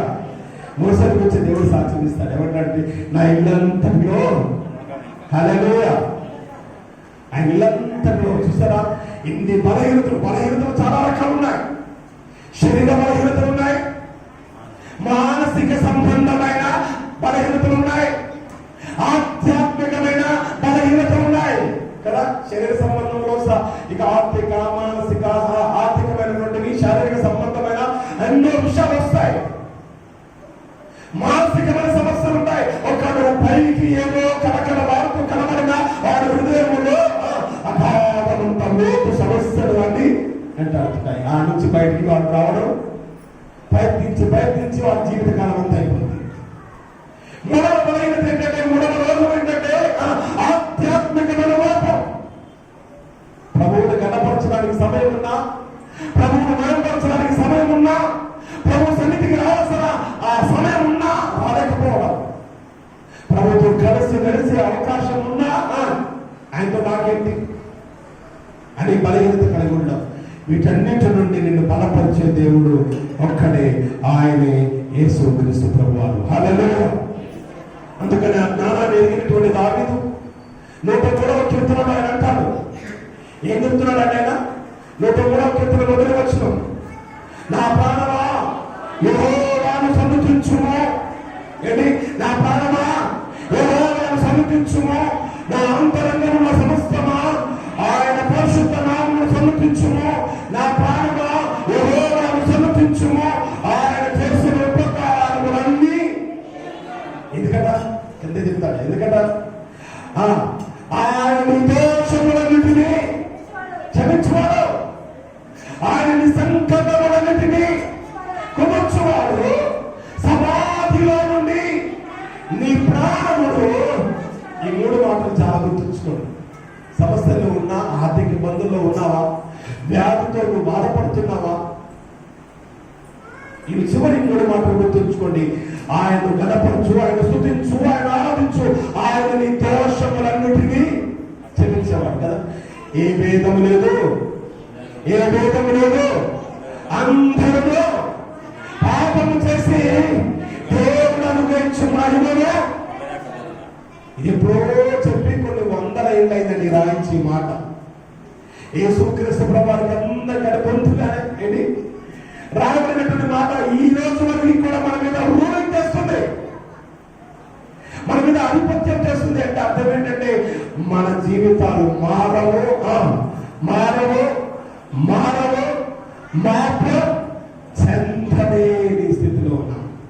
ఏ విధంగా జాతి, మతము, కులం, రంగు, వర్ణం, ఏంటి క్రైస్తవుల, అన్యుల ఏ విధంగా అందరూ కూడా దేవుని మహోన్నతమైన ఉగ్రతకు పాత్రులమైన ప్రభు చెంత కూడా, ప్రభు పాదాల చెంత కూడా ఆయన అధిపతి ఉన్నారు, అధికారి ఉన్నారు, ఆయన యజమాని ఉన్నారు. ఈ లోకంలో క్షమాపణ అనేది దొరికితే అది ఒక్కడు యేసు ప్రభు వారి దగ్గర మాత్రమే. హల్లెలూయా, హల్లెలూయా. ఆయన నీ దోషములను క్షమించువాడు. పాపం చేశాడు, సహోదరుడైనటువంటి హేబేలును చంపాడు,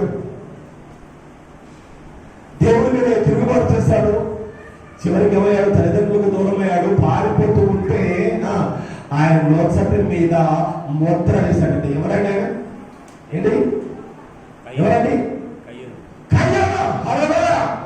ముద్ర వేయించుకున్నాడు. ఇది నీ పాపిని, నన్ను చూసిన వాళ్ళందరూ కూడా పాపి పాపి పాపి అందరూ కాక పారిపోతున్నాడు కదా. ఇంకో సంగతి చెప్తాను, దుష్టుడు తరమకుండానే ఏం చేస్తాడు? దుష్టుడు తరమకుండానే పారిపోతాడు. మన అపరాధములు మనం తరుముతూ ఉంటాయి, మన పాపములు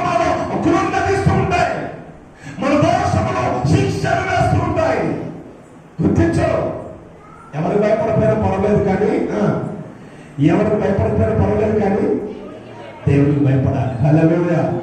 ఆయన దోషములు క్షమించువాడు, నీ సంకటములన్నిటినీ కొనుచువాడు, సమాధిలో నుండి అంటే నువ్వు చచ్చిపోయి సమాధి చేయమంట, ఆ సమాధిలో నుండి ఏం చేస్తాడట?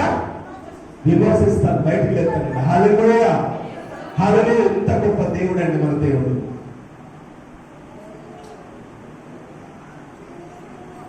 ఇప్పటి వరకు విన్న మాటలు ఏమైనా పాపానికి దారి తీసి లేక పాపానికి దాసులుగా చేసే మాటలు ఏమైనా ఉన్నాయా?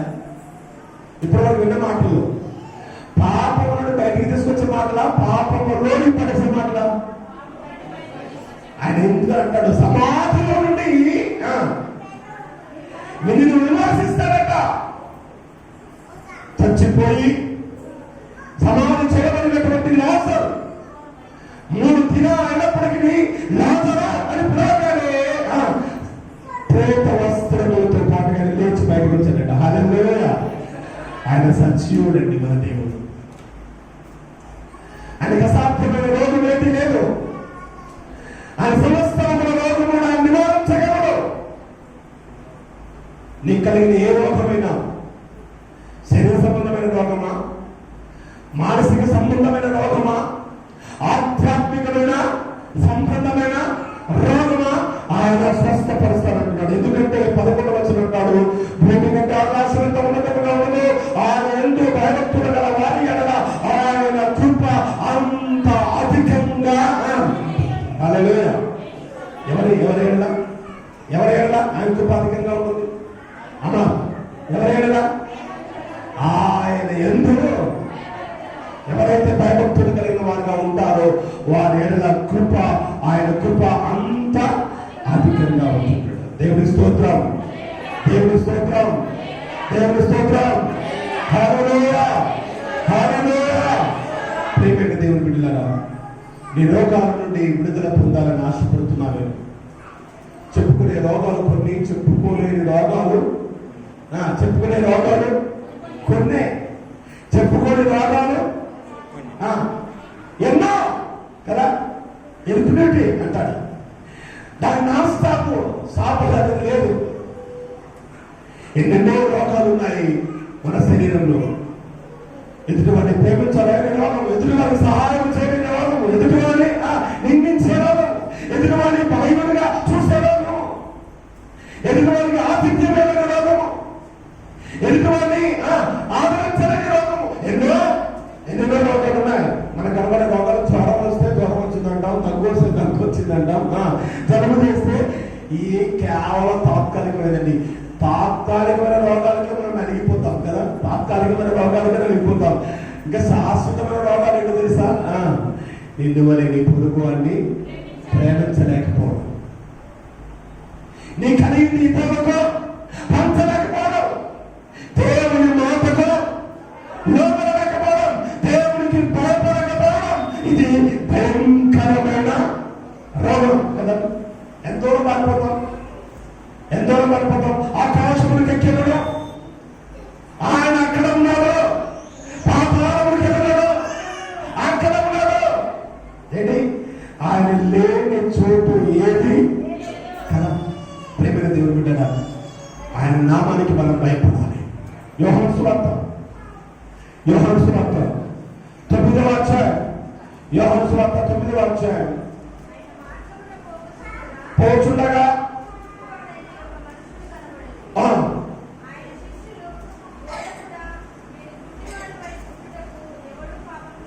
చాలా ఏంటి, ఒక వ్యక్తి కనబడ్డాడట, గుడ్డివాడు కనబడ్డాడట, గుడ్డివాడు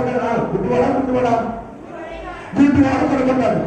వెంటనే ఆ గుడ్డివాడు ఏసయ్య దగ్గరకు వచ్చాడట. ఏసయ్య దగ్గర రాగానే ఆయన శిష్యులు చూసి ఏసయ్యను అడుగుతున్నారట, ఏమని? వీడు పుట్టగొడ్డివాడిగా పుట్టడానికి వీడి కన్నవాడా అని ప్రశ్న వేస్తున్నారు. ఇప్పుడు చెప్పండి, మీరు చెప్పండి. ఒకరు గుడ్డివాడిగా పుట్టడానికి పాపం వాడు చేశాడా, వాడు తల్లిదండ్రులు చేశాడా? ఏంటి?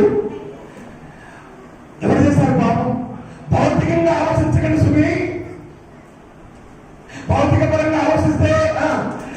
కొన్ని ఆ పుట్టుకతోనే గుడ్డివారుగా ఉన్నారు. గుడ్డివాళ్ళు చాలా రకాలు ఉన్నారు. పుట్టుకతో గుడ్డివారు కొంతమంది ఉంటారు. ఇంకా ఎదుగొచ్చిన తర్వాత అన్నత్వం కలిగినటువంటి వారు నేను చూపు కనపట్ల వాడు ఎవరో తేడు చూస్తాను కదా, మసలు వచ్చేస్తాయి. ఎదిగిన గుడ్డితనం వచ్చేది.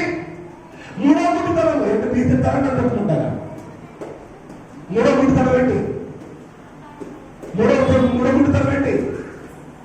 ఒకడేమో పుట్టుకతో గుడ్డివాడు, లోకం దేవుడు. మధ్యలో వచ్చిన గుడ్డితనానికి ఏంటంటే వెలుగు తెలుసు, చీకటి తెలుసు, పాపం తెలుసు, పుణ్యం తెలుసు. కానీ మధ్యలోనే వాళ్ళు చూడకుండా ఏమైపోయినట ఉంటుంది.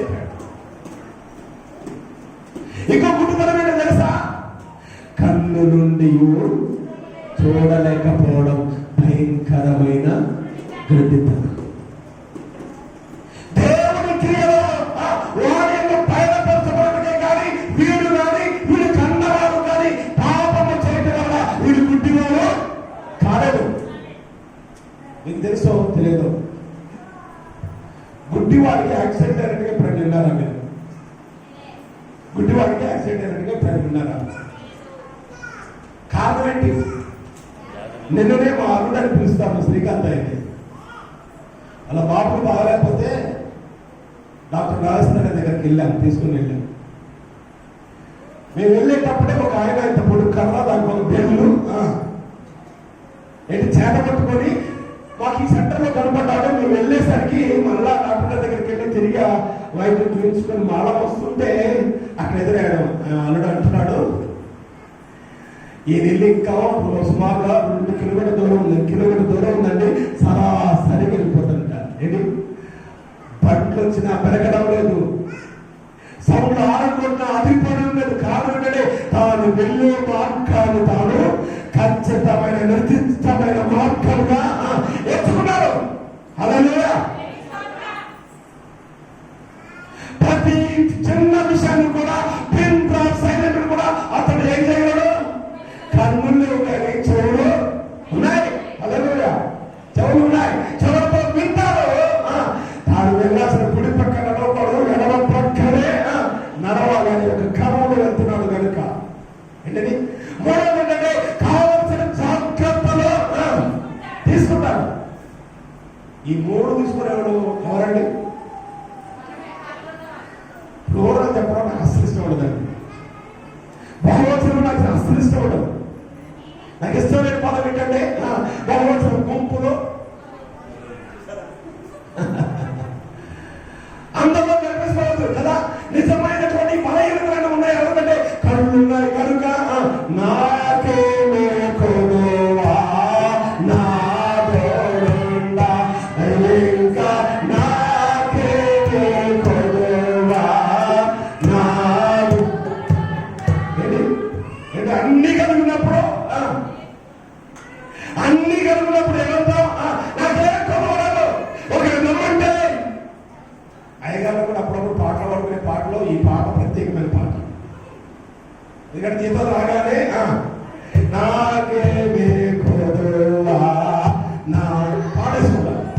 అది నిజమయ్యా అంటారు. పైగా ఖండితుడుగా ఈ మధ్యకాలంలో నా బిడ్డతో మాట్లాడుతున్నాను. అమ్మా నీకేమో 60,000 వస్తున్నాయి, నాకు 20,000 వస్తున్నాయి. నీకేమో నెల వచ్చేసరికి ఏమి లేదంటున్నా బిడ్డ, నా దగ్గర మన దేవుడు ఎంతో కొంత కడుపుకుంటూ పోతున్నావు అంటే, డాడీ నాకు 60,000 120 వచ్చినా ఇది వ్యర్థం. నీకు ఇచ్చే 20,000 ఆశీర్వాదకరమైన కానుక. హల్లెలూయా. నీకు వచ్చే కానుక, నీకు వచ్చే జీతం ఆశీర్వాదంతో కూడిన. అది ఆశీర్వాదం కాదా? ఏంటి అది ఆశీర్వాదం కదా? ఏమైనా దేవుని బిడ్డలుగా నీతి న్యాయం కలిగినటువంటి విధానత కలిగిన వారిగా మనం జీవిస్తూ కళ్ళుండి చూడలేకపోతున్నాము, చెవులుండి వినలేకపోతున్నాము, నోరుండి మాట్లాడవలసిన దానికంటే అధికంగా మాట్లాడేస్తాం. ఈ గుడ్డివాడు పుట్టడానికి వీడి కన్నవారా పాపం చేస్తారంటే వీడు కాదు. మనందరికీ కనువిప్పు కలుగజేయాలి కదా. ఆ గుడ్డివాడు జాగ్రత్త తీసుకుంటాడు. అన్ని ఉన్న మనమేమో ఏ జాగ్రత్త తీసుకోకుండా అందుకనే మా పాప మాట నాకు ఏంటంటే గుర్తు వచ్చిందంటే, జీతం వస్తుంది కదా అని కేజీలో తీసుకోవాల్సిన ఏం చేస్తారు? మనమైతే ఏం తీసుకుంటాం? డబ్బా తీసుకుంటామా? 5 లీటర్ల డబ్బా తెచ్చుకుంటారా? ఆడ పెడతారు. 5 లీటర్ల పప్పు తెస్తారు, ఆడ పెడతారు కదా. అవసరం ఉన్నా లేకుండా తెచ్చేస్తారు కదా. అప్పిస్తారు కనుక కొట్లో జీవితాన్ని బేస్ చేసుకొని జీతానికి డబ్బులు అప్పు చేస్తారు. మనం ఏం చేస్తాం? నీవైతే ఏం చేస్తావంటే, ఈరోజు ఉంటే తింటాం, లేకపోతే పంటాం కదా. ఈరోజు ఉన్నదాన్ని బట్టే సర్దుకొని వెళ్తాం కదా. ఏమీ లేదనుకోండి, అప్పుడప్పుడు ఏమి లేకపోతే అమ్మ పెట్టలు అడుక్కునేదని పాపం పెట్టనిచ్చే పెట్టడాన్ని కూడా నోటి మీద కొడతారు, కడుపు మీద కూడా కొడతారు. కాబట్టి అప్పుడప్పుడు మా పరిస్థితి ఏమైందంటే, ఇంకా ఎన్ని మనసంతా బాధపడే కంటే ఏంటి ఏం చేస్తారో తెలుసా? ఆ కూరలు వేసే కారాన్ని ఆడ వేసుకొని, అన్నం వేసుకొని, ఉప్పు వేసుకొని తిన్న దినాలు ఈ రోజు కూడా అదే చేస్తాను నేను. హల్లెలూయా, హల్లెలూయా. ఎందుకంటే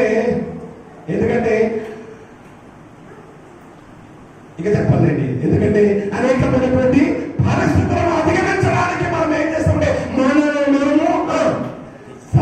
సిద్ధం చేసుకుంటాం, సర్దుకుంటూ. నా ప్రియమైన దేవుని బిడ్డలారా, దేవుని సన్నిధిలో నీకున్నటువంటి వ్యాధులు, మనకున్నటువంటి బలహీనతలు ఇన్ని అన్ని కావండి. ఇన్ని కావు. ఇన్నెన్నో బలహీనతలు కలిగిన నాకేమీ లేవని చెప్తారా? ఒకవేళ డాక్టర్ దగ్గరికి వెళ్తే నీ ఎముకలేమి ఎరగలేదంటే పర్లేదని అనుకున్నా, ఇరిగిందో లేదో తెలియంటే ఎక్స్రా తీయాలి, స్కానింగ్ తీయాలి. అప్పటి రోగాలు ఏదో చెప్పేస్తారు. కొన్ని చెప్తారు, కొన్ని చెప్తారు, కొన్ని చెప్పరు, కొన్ని తెలుస్తాయి కదా. పాప ఏదో ఇంత ప్లేట్ తీసుకొస్తాడు, నల్లగా గీతల మచ్చలు ముడత ఉంటుంది. అది వాడిగా అర్థమైంది, మనకు అర్థం కాదు. డాక్టర్కే అర్థమైంది, మనకు అర్థం కాదు. కానీ నీకున్న సర్వ రోగాలను స్కానింగ్ చేయగలిగిన ఏకైక స్కానింగ్ మిషన్, ఏకైక మిషన్ దేవుని వాక్యం అండి. హల్లెలూయా.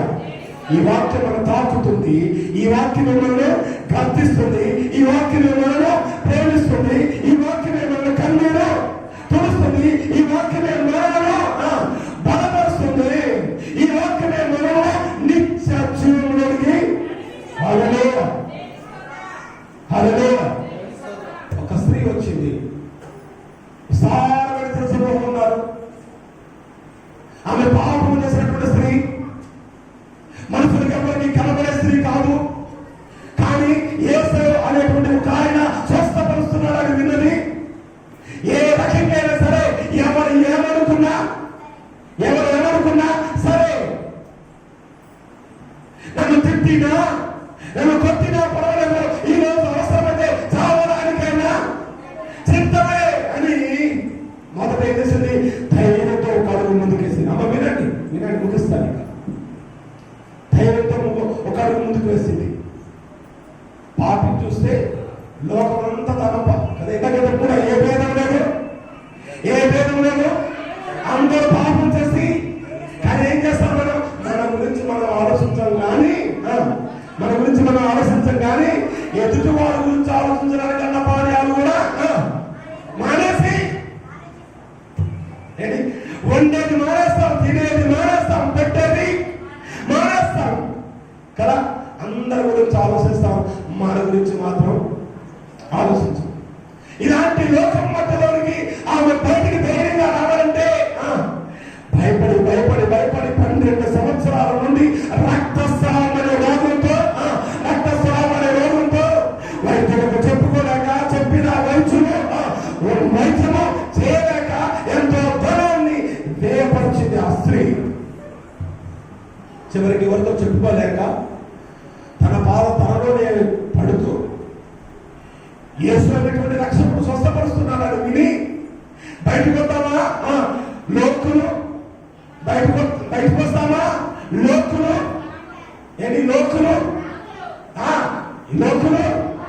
పలుకు ఆకులట. ఒక కాకు 2 కాకులు కావు కదా. కాబట్టి ఆమె చూడిపోయిన వాళ్ళతో ఎక్కడ నిలబడతారో, ఎక్కడ అవమానం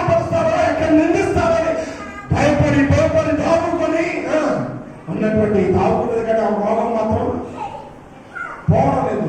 పోవాలంటే యేసయ్య స్వస్థపరుస్తాడు ఒక నమ్మకం ఆమెలో ధైర్యాన్ని పుట్టించింది. దేవుని స్తోత్రం.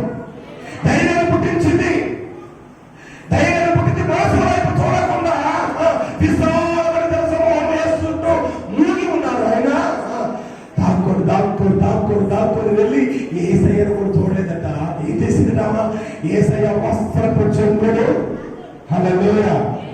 ఆయన ఏమంటుందంటే ఆయన్నే తాగాల్సిన అవసరం లేదు, ఆయన వేసుకున్నా చొక్కాయ తాగితే చాలు అనుకుందంట. హల్లెలూయా. విశ్వాసం కదా, విశ్వాసం గొప్ప. నీ విశ్వాసం స్వస్థపరచున్నావు.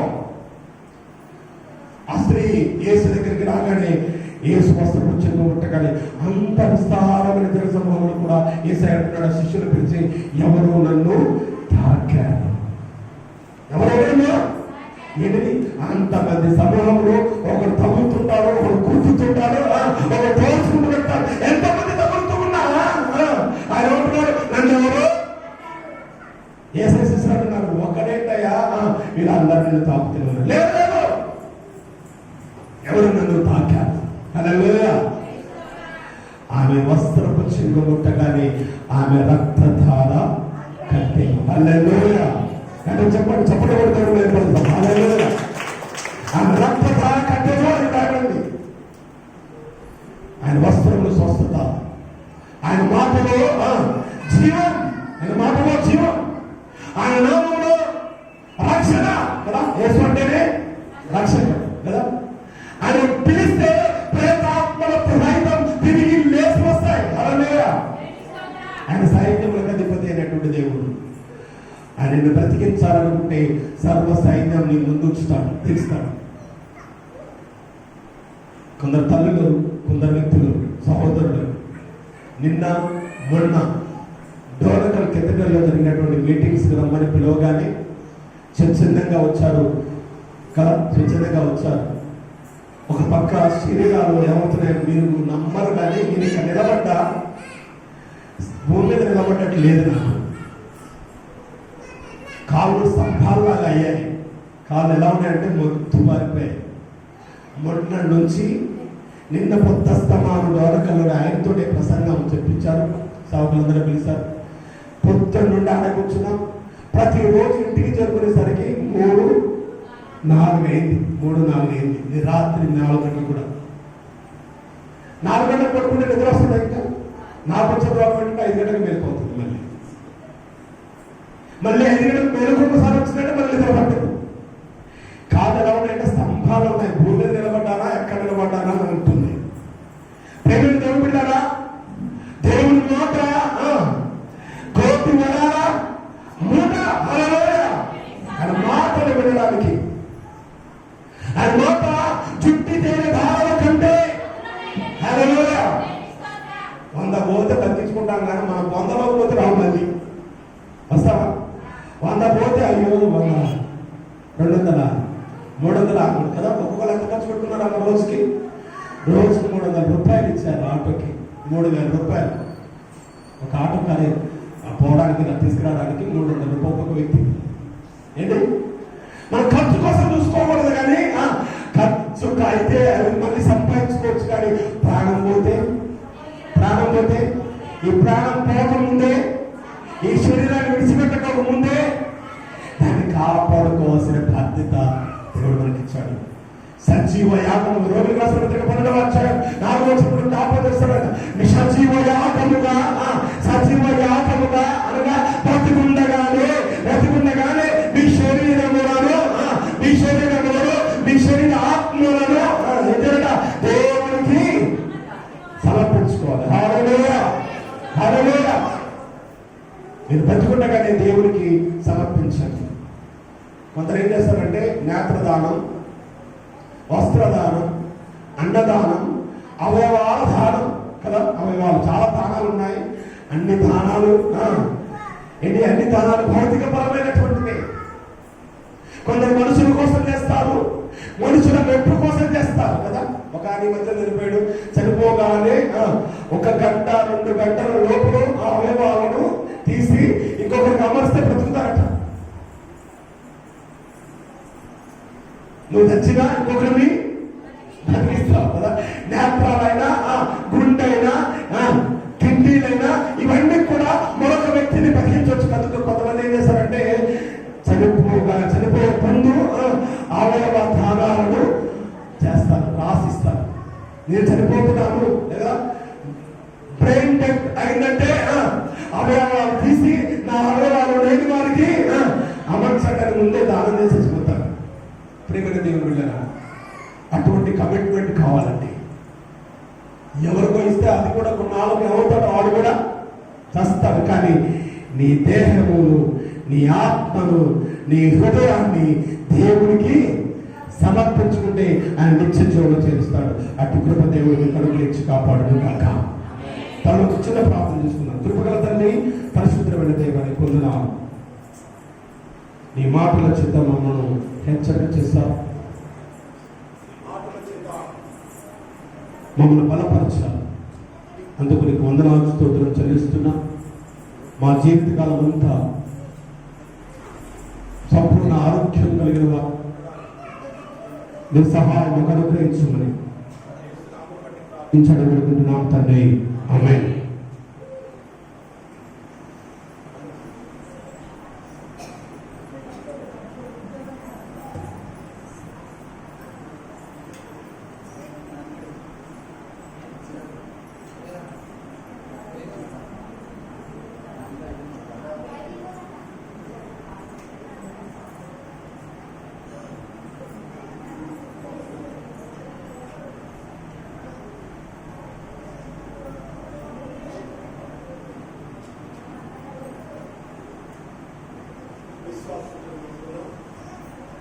పరలోక భూలోకంలో సృష్టికర్తయు సర్వశక్తుల తండ్రైన దేవుని నమ్ముచున్నాను. ఆయన ద్వితీయ కుమారుడు మన ప్రభువు యేసుక్రీస్తు నమ్ముచున్నాను. ఈయన పరిశుద్ధ ఆత్మ కన్యక మరి గర్భమున కూడా పుట్టును. ప్రతిలాద కాలం మీద బాధపడి స్వేయపడి చనిపోయి పారిపడ్డ అతిశులకు దిగను. మూడవ దినం చనిపోయిన వారిని తిరిగి లేచి పరలోకమునికి సర్వశక్తుల తండ్రైన దేవుని కూర్చొని కూర్చున్నాడు. సచువులకు మృతులకు తీర్పు తీసుకోకుండా ఆయన వచ్చును. పరిశుద్ధ ఆత్మ నమ్ముచున్నాను. పరిశుద్ధ సార్వత్రిక సంఘములు, పరిశుద్ధ సహవాసములు, పాప క్షమాపణలు, శరీర పునరుత్థానములు, నిత్య జీవమును నమ్ముచున్నాను. ఆమేన్. కొంచెం నాకు కొన్ని అనౌన్స్మెంట్స్ చేస్తే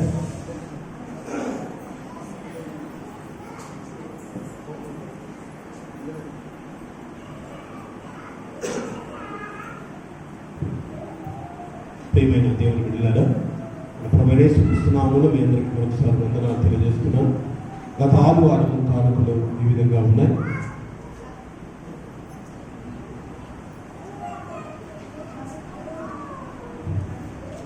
జనరల్ ద్వారా కానుకలు వచ్చిన కానుక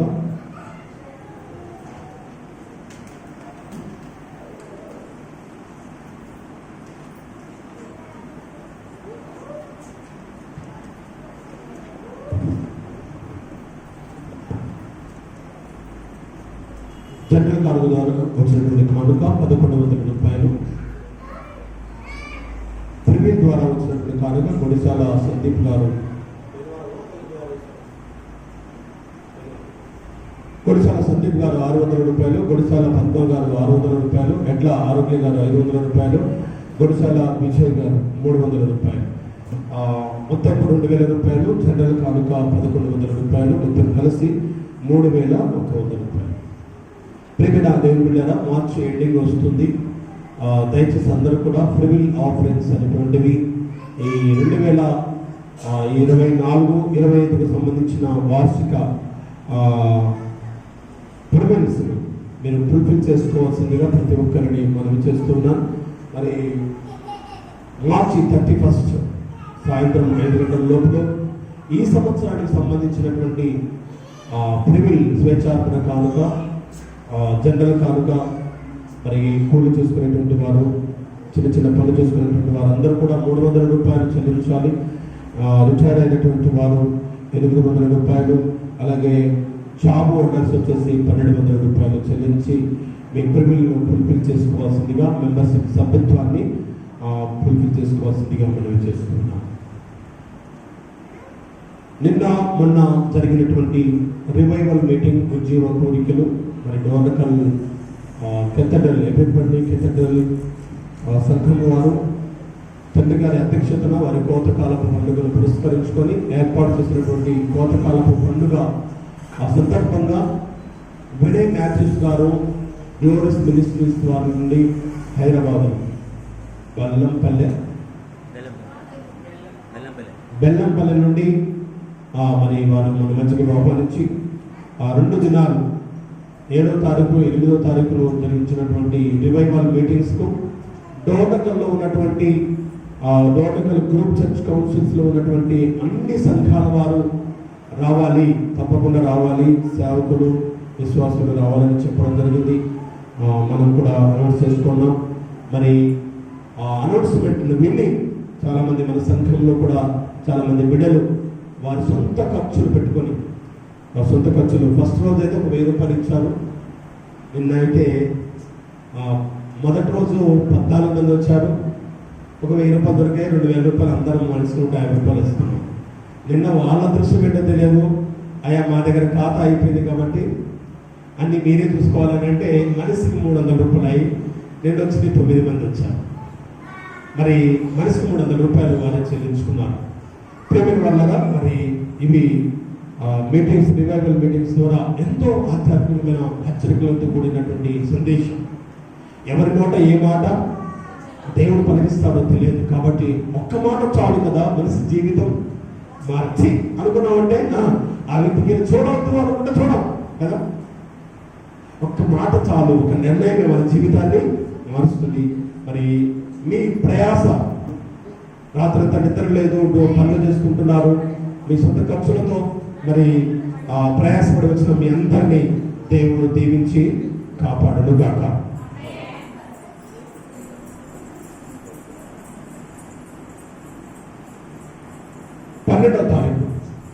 పన్నెండవ తారీఖు బుధవారం, 12వ తారీఖు డేట్ వైజ్గా వెళ్తున్నాడు. 12వ తారీఖు మరి మమ్మల్ని ఆశీర్వదించి నాకు ఇచ్చినటువంటి ప్రథమ ఫలమైన మా కుమార్తె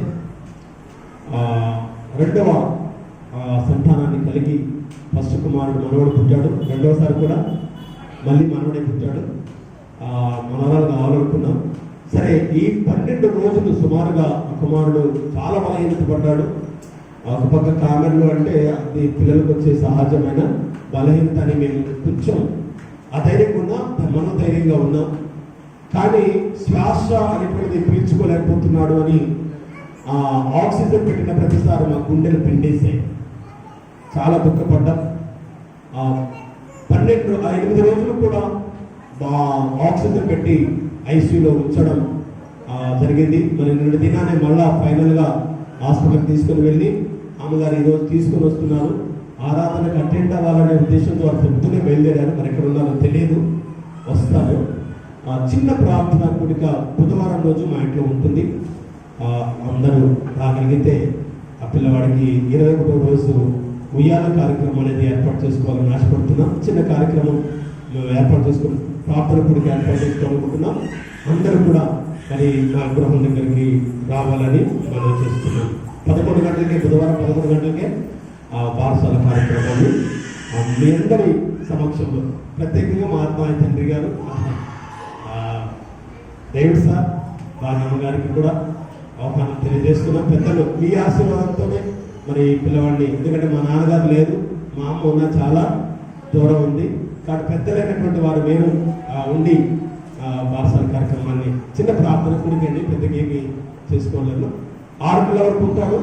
ఒకవేళ దేవుని సిద్ధమైతే ఎలా ఉందో తెలియదు.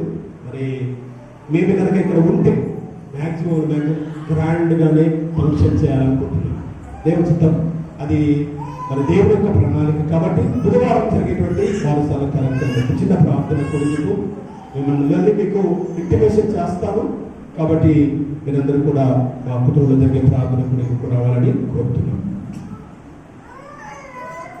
23వ తారీఖు, ఈ నెల 23వ తారీఖు ఫ్రీ లండన్ రిట్రీట్ నిమిత్తమై, ఈ ఆదివారం కాదు, పైచే ఆదివారం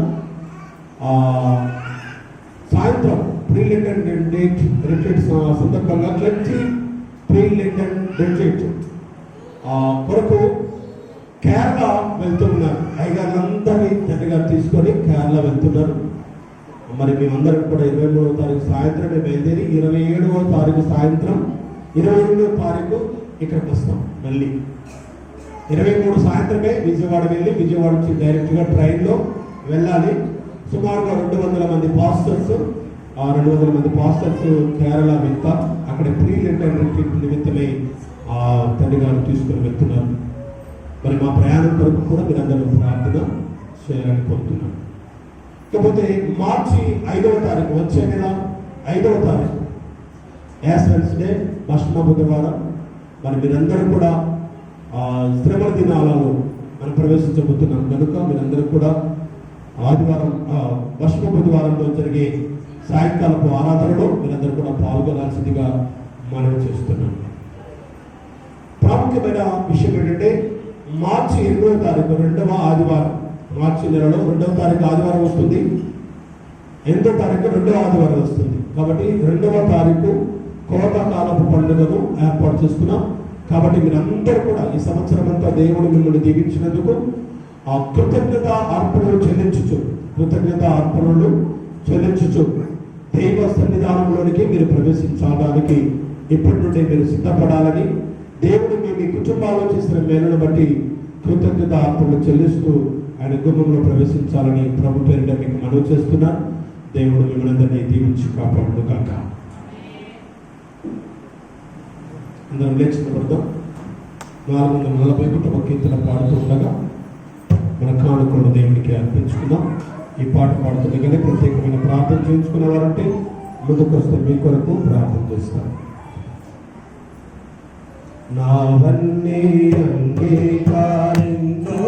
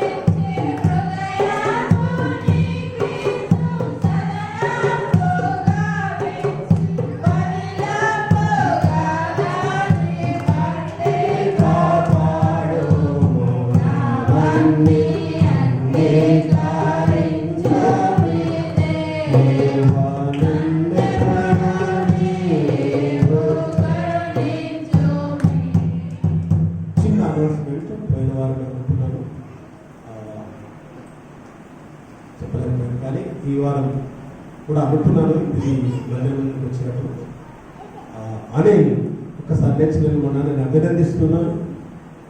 ఆడపిల్లలు కూడా మరి అలా కళాపేసి శుభ్రం చేసి చేస్తారో తెలియదు, కానీ ఆ బిడ్డ దేవాలయాన్ని శుద్ధిపరిచి మనందరం రావడానికి ముందుగానే చక్కటి సహకారం. కొంతమందిని మేము ఆహ్వానిస్తూ ఉంటాం, ఆహ్వానించడం కూడా మానేశాను నేను కొన్ని సందర్భాలు బట్టి. కానీ నేను ఒక మాట కూడా చెప్పలేదు, తను తానే ప్రేరేపించుకొని ఆ దేవాలయాన్ని చక్కటి అలంకరణతో సేవకుడు రావడానికి ముందుగా చక్కని సిద్ధపాటు చేసి మైకు పెట్టి పాటలు పాడి సహకరిస్తున్న సేవకుడికి సహకరిస్తున్నా. నేను ప్రత్యేకంగా ఎవరు ప్రైజ్ చేయను, కానీ మరి ఒక మంచిని ఎప్పుడు కూడా తలంచుకోవాలి అంతే తప్ప కొన్ని సందర్భాలు ఏమవుతుంది, మంచిని ఆయనే పొగుడుతున్నారు, ఆయనే ఉంటారు, మా నెత్తిని మమ్మల్ని చివరికి తిట్టుకునే పరిస్థితులు వస్తాయి. కానీ ఒక మంచిని మంచి అంటాం, అది ఎప్పుడు బ్రతికే ఉంటుంది. మరి అనేందుకు మనందరం ఒకసారి చెప్పడం అభినందిద్దాం. ఆయన ఏ అభినందనలు కోరుకోలేదు, ఇష్టపడ్డ కూడా, కానీ నాకు తెలుసు ఆయన మనసు. కానీ మరి ఇది దేవుని పరిచర్యలో వాడబడిన ప్రతి వాడికి కూడా జీవకిరీతం ఉంచబడుతుంది. దేవుడు ఇస్తాడు. స్వచ్ఛందంగా మంచి కార్యాలు చేసి సహకరిస్తున్నటువంటి అనేలైనటువంటి ఎవరస్తుడికి నా హృదయపూర్వకమైన అభినందన తెలియజేస్తున్నాను. మీ God bless you. Thank you. మోకరిస్తాం, ప్రార్థన చేసుకుంటాం. కృపగల తండ్రి, పరిశుద్ధమైన దేవ,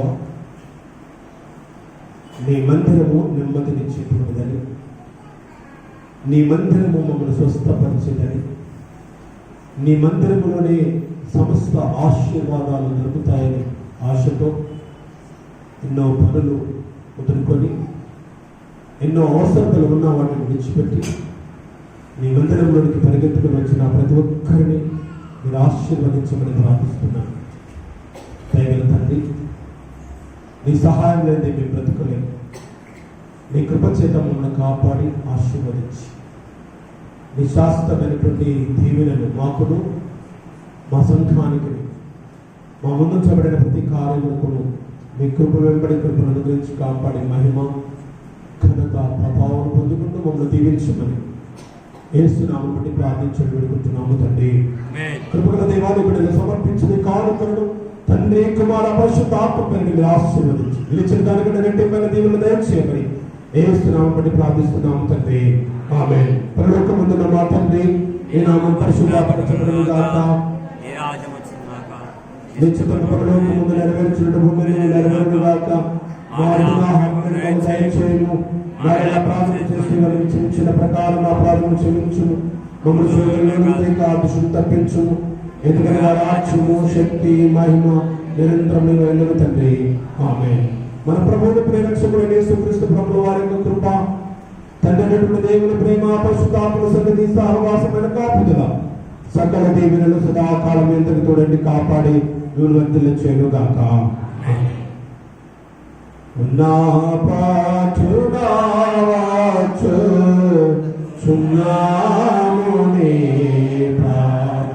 పోయిన వారమే కమ్యూనిటీ సర్వీస్ ఇవ్వాలి యాక్చువల్గా, కానీ వైన్ నేను చాలా చోట్ల ఎదుగుతాను దొరకలేదు కనుక మరి ఈ వారం ఇస్తున్నాను. ప్రభాతం కొద్ది సంస్కారాలు ప్రారంభించుకునే వారిని ముందుకు రావాలని కోరుతున్నాను.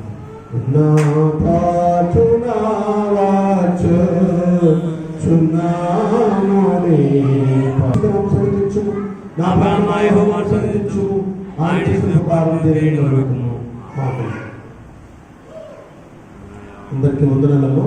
God bless you all.